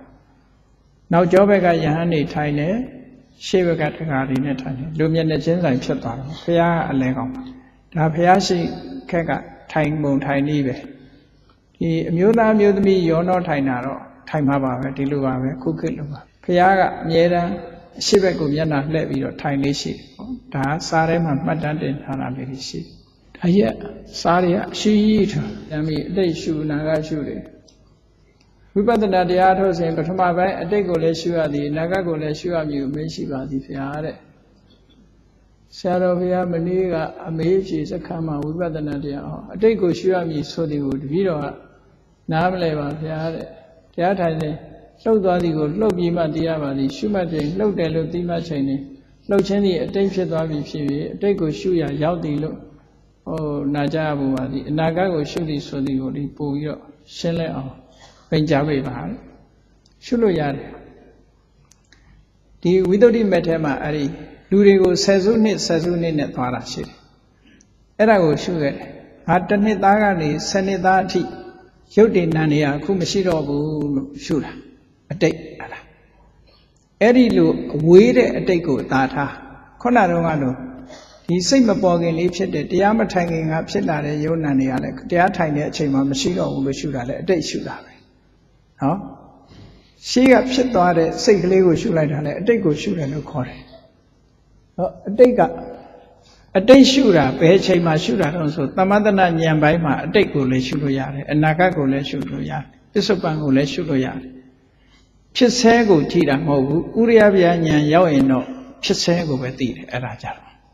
ဥရိယဗျာဉာဏ်ရောက်မှဖြစ်ဆဲအဲ့တော့ကိုကရောက်ချင်လို့ promotion လုပ်လို့တော့မရဘူးအဲ့လိုကတော့သူ့ဟာသူဉာဏ်စဉ်ဆိုတာတက်လာတာနော်ကိုကနေပြီးတော့အဲ့တော့ပစ္စုပန်ဆက်ဆက်နဲ့ပြောနေကြတာဥရိယဗျာဉာဏ်ကြမှာပစ္စုပန်ဆက်ဆက်လုပ်လို့ရတယ်ရှေ့ပိုင်းကတော့အတိတ်ကိုလည်းရှုလို့ရတယ်ဗဟိတကိုလည်းရှုလို့ရတယ်ဗဟိတဆိုတာအပြင်ကိုလည်းရှုလို့ရတယ်အစ္ဆဒအတွင်းကိုလည်းရှုလို့ရတယ်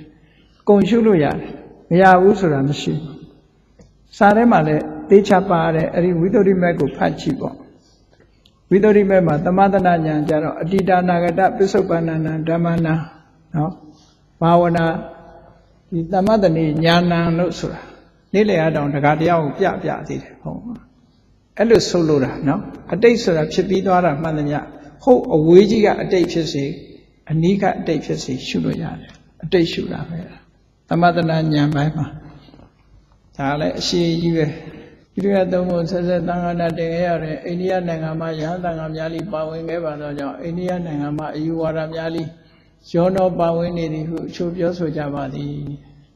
အဲ့ဒီသံဃာနာတင်တဲ့ထဲကယဟန်တာတွေပဲလေဖျားပွင့်တာလဲအိန္ဒိယမှာပဲဟောတာလေအဲ့ဒီတော့ဟာနဲ့အခုခေတ်ကအယူဝါဒနဲ့မဆိုင်ဘူးလေထို့ပြင်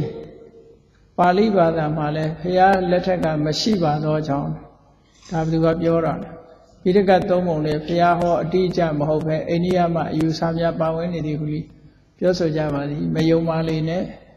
နော်၎င်းရဲ့သူပြောဆိုခြင်းများသည်အနာဂတ်သာသနာတော်အတွက်အလွန်မှစိုးရိမ်ဖွယ်ကောင်းပါသည်စိုးရိမ်မနေပါနဲ့ဒါဖြစ်မြဲပါပဲနော်အဲ့တော့၎င်းရဲ့ဖြစ်မှုကမြေကဲသို့ပြန်လီဖြည့်ရှင်းဆောင်ရွက်တဲ့မှာလေဒါကတော့အယူဝါဒတစ်ခုဟာအငင်းပွားမှုဆိုတာအများအားရှိသလဲပဲဒါ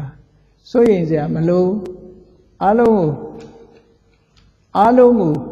တညီတည်းဖြစ်အောင်လုပ်ဖို့အသာထားကိုယ့်လက်ကလေးတွေပဲညီအောင်ညှိတိုက်ပေါ့လက်လေးတွေမညီတာလေးမဖြစ်နိုင်ဘူးလို့ဆိုတာနော်ကြိုက်တဲ့လူကယူလိုက်မယ်မကြိုက်တဲ့လူကပယ်လိုက်မယ်ဒါဒီလိုပဲဖះလက်ထက်ကတည်းဖះရဲ့တပည့်တာဝကတွေကဖះဟောတာကိုထော်လောကန့်လန့်လှုပ်သွားတာ၃ပါးရှိတယ်နော်၃ပါးရှိတယ်ဒါကတော့ရှိမှာပဲမပူနဲ့ဒါလာမှာသီလရှင်ဝတ်ခြင်းအကျိုးကျေးဇူးကိုသိလို့ပါသည်တဲ့သီလရှင်ဝတ်ရင်တော့အိမ်တော်ပြုလို့မရဘူးပေါ့ဒါလူမှုရေးဒုက္ခတွေအများကြီးတက်တာသွားတယ်ဒါသိချာနော်လူရေးဒုက္ခတွေတက်တာသွားတယ်တရားထုတ်တာတော့သူတရားထုတ်မှရမှာပဲဘုရားနေကစားတင်ပြီးတော့ဘုရားဆင်းလို့တော်နဲ့နေကစားမတရားသေးတော့ဘုရားဆင်းလို့တော်လို့ကြွားချပါသလားမကြွားချပါဘူးဘုရားလို့အတိမတ်ဖြစ်သွားကြတယ်ဘုရားဖြစ်သွားပါပြီသူကဒါသမုဒိသစ္စာလို့ခေါ်တယ်နော်အဲ့ဒီဟာဆိုရင်မေခွန်းတစ်ခုမေးပြရစီလူမမာတွေသုံးတဲ့နောက်ဖေးခွက်ရှိတယ်မဟုတ်လားကျွေနဲ့လှုပ်ထားတာလေအဲ့ဒီကျွေနဲ့လှုပ်ထားတဲ့အသစ်ဆက်ရယ်ထမင်းအုပ်ရယ်အဲ့ဒီနှစ်ခုဘယ်ဟာနဲ့ထမင်းချက်စားမလဲအသစ်ပဲနှစ်ခုစလုံးအဟောင်းမဟုတ်ဘူးနှစ်ခုစလုံးအသစ်ဆက်ဘာမှမသုံးရသေးဘူးဘယ်ဟာနဲ့ထည့်စားမလို့အဲ့ဒီကလေးကကွဲနေပြီလေအဲ့ဒါကိုသမုဒိသစ္စာလို့ခေါ်တယ်သူကဒါအတွက်လို့ထုတ်လိုက်လို့ရှိရင်ဒီပြင်ဟာသုံးလို့မရတော့ဘူး ဒါလည်းဖျားပုံလို့ထုလိုက်ကြတဲ့ကဖျားဖြစ်သွားပြီနေတာတင်းတင်းမတင်းတင်းဖျားကဖျားပုံနော်ဒါကိုသမုဒိသစ္စာလို့သဘောပေါက်ရတယ်ဘုန်းကြီးသင်္ကန်းကလည်းပိတ်ပဲလူတွေဝတ်တဲ့ဝတ်ကလည်းပိတ်ကနေလှုပ်တာပဲဟောဒါကသင်္ကန်းလို့သတ်မှတ်လိုက်တာနဲ့လည်းပြန်နေဒူဝတ်လို့မရတော့ဘူးလေသင်္ကန်းနဲ့မဟုတ်ပါဘူးစစ်ယူနီဖောင်းတစ်ခုဝတ်လို့ရှိရင်အယောင်ဆောင်မှုနဲ့ဖမ်းခံရမှာပေါ့သူကလည်းသူလူသတ်မှတ်လိုက်တာဟာလိုက်နာရတယ်လေတတ်မှတ်လိုက်ရင်လိုက်နာပြီးသားဖြစ်တယ်ဒါသမုဒိသစ္စာလို့ခေါ်တယ်သမုဒိသစ္စာဆိုတာဥပ္ပုံကိုတခြားရွှေကုံဘုရားကြီးဥပ္ပုံနဲ့တည်ထားတာဥဒ္ဒေလို့ဒီလိုထင်ဥပ္ပမဟုတ်တော့တာရွှေကုံနာမည်ပြောင်းသွားပြီလေသမုဒိသစ္စာဆိုတာဒီလိုဟာမျိုးကိုဆိုလိုတယ်ပေါ့သမုဒိသစ္စာအများကအသိမှတ်ပြုတယ်သူက general consensus လို့ခေါ်အများအသိမှတ်ပြုတဲ့အရာကိုထော်လောကန့်လန့်လုပ်ရင်ဘာဖြစ်လဲအယူပဲဖြစ်မှာယူသွားပြီး has gone mad ပြောရမှာသူ insane ဖြစ်သွားပြီစိတ်မမှန်တော့ဘူးလို့ပြောရမှာအဲ့တော့ဒီမှာအနေကစားတင်သည်ဖြစ်စေမတင်သည်ဖြစ်စေဖရာအမှတ်နဲ့ပူဇော်တာကုသိုလ်ရပါတယ်ကုသိုလ်ရတယ်ဖရာဖြစ်သွားပြီလေနောက်ဆရာတော်ဘုရားကြီးစင်္ကာပူကြွရောက်ပြီးပြီးတော့အားတန်ဖိုးရှိလာတော့တရားဆုံးမစကားများကုသိုလ်များကိုနာကြားခွင့်ပြုလုပ်ခွင့်ပေးသည့်အတွက်အထူးကျေးဇူးတင်ညာတပည့်တော်မှာအားလုံးကိုစားကျေးဇူးတင်ပါတယ်နောက်တစ်ခုကကိုယ်ဆိုသောဖြစ်ရများအားတဲ့ထူထူသောဖြစ်ရများအားဘုရားတပည့်တော်ဗုဒ္ဓဘာသာဝင်တယောက်အနေဖြင့်ကျေးဇူးရှိအပ်ရှိခဲ့သောဟူသောအဓိပ္ပာယ်စကားအားကျေးဇူးရှိအပ်သောဆိုတာစကားလုံးမှားနေတယ်ကံကံဤအကျိုးဆိုတာကိုလုဒ္ဓရဲ့ကိုရတဲ့ result ဟာကံရဲ့အကျိုးပေါ့ကိုလုဒ္ဓတဲ့အလုပ်ကကံပေါ့နော်အဲ့ဒီလောက်ရရဲ့ထွက်ပေါ်လာတဲ့အကျိုးကကံဤအကျိုးပေါ့နော်ဒီလိုပဲဖြေရမှာပြီလားမေးမြန်းသူသိမ့်နိုင်ဦးတဲ့မေးခွန်းဆရာတော်ကြီးမြည်သည့်စုပန်ပါသနည်းကျေးဇူးပြုဖြေချပေးတော်မူပါငယ်တော့ဘုရားစုပန်မှုတယ်အဲ့လောက်ပါပဲနော်ဆရာတော်ဤသာသနာပြုခြင်းရည်ရွယ်ချက်ကဆုတောင်းရှိပါသလားဆုတောင်းရင်ဆုတောင်းတာလိုက်တောင်းမလို့လားတော့မသိဘူးဆုတောင်းဆိုတာရှုပ်ဝက်ချက်ပဲအစီအစဉ်ရပါကျုပ်ဆရာတော်ကြီးဗတ္တန္တနန္ဒမာလာဘိဝေသဤတရားပွဲအခမ်းအနားကိုဗုဒ္ဓသာသနာစီရန်တိတ္ထု၃ချိန်ရွတ်ဆို၍ဓမ္မသဘင်ကိုရုပ်သိမ်းခွင့်ပြုတော်မူပါဗျာဗုဒ္ဓသာသနာစီရန်တိတ္ထုဗုဒ္ဓသာသနာစီရန်တိတ္ထုဗုဒ္ဓသာသနာစီရန်တိတ္ထုသာဓုသာ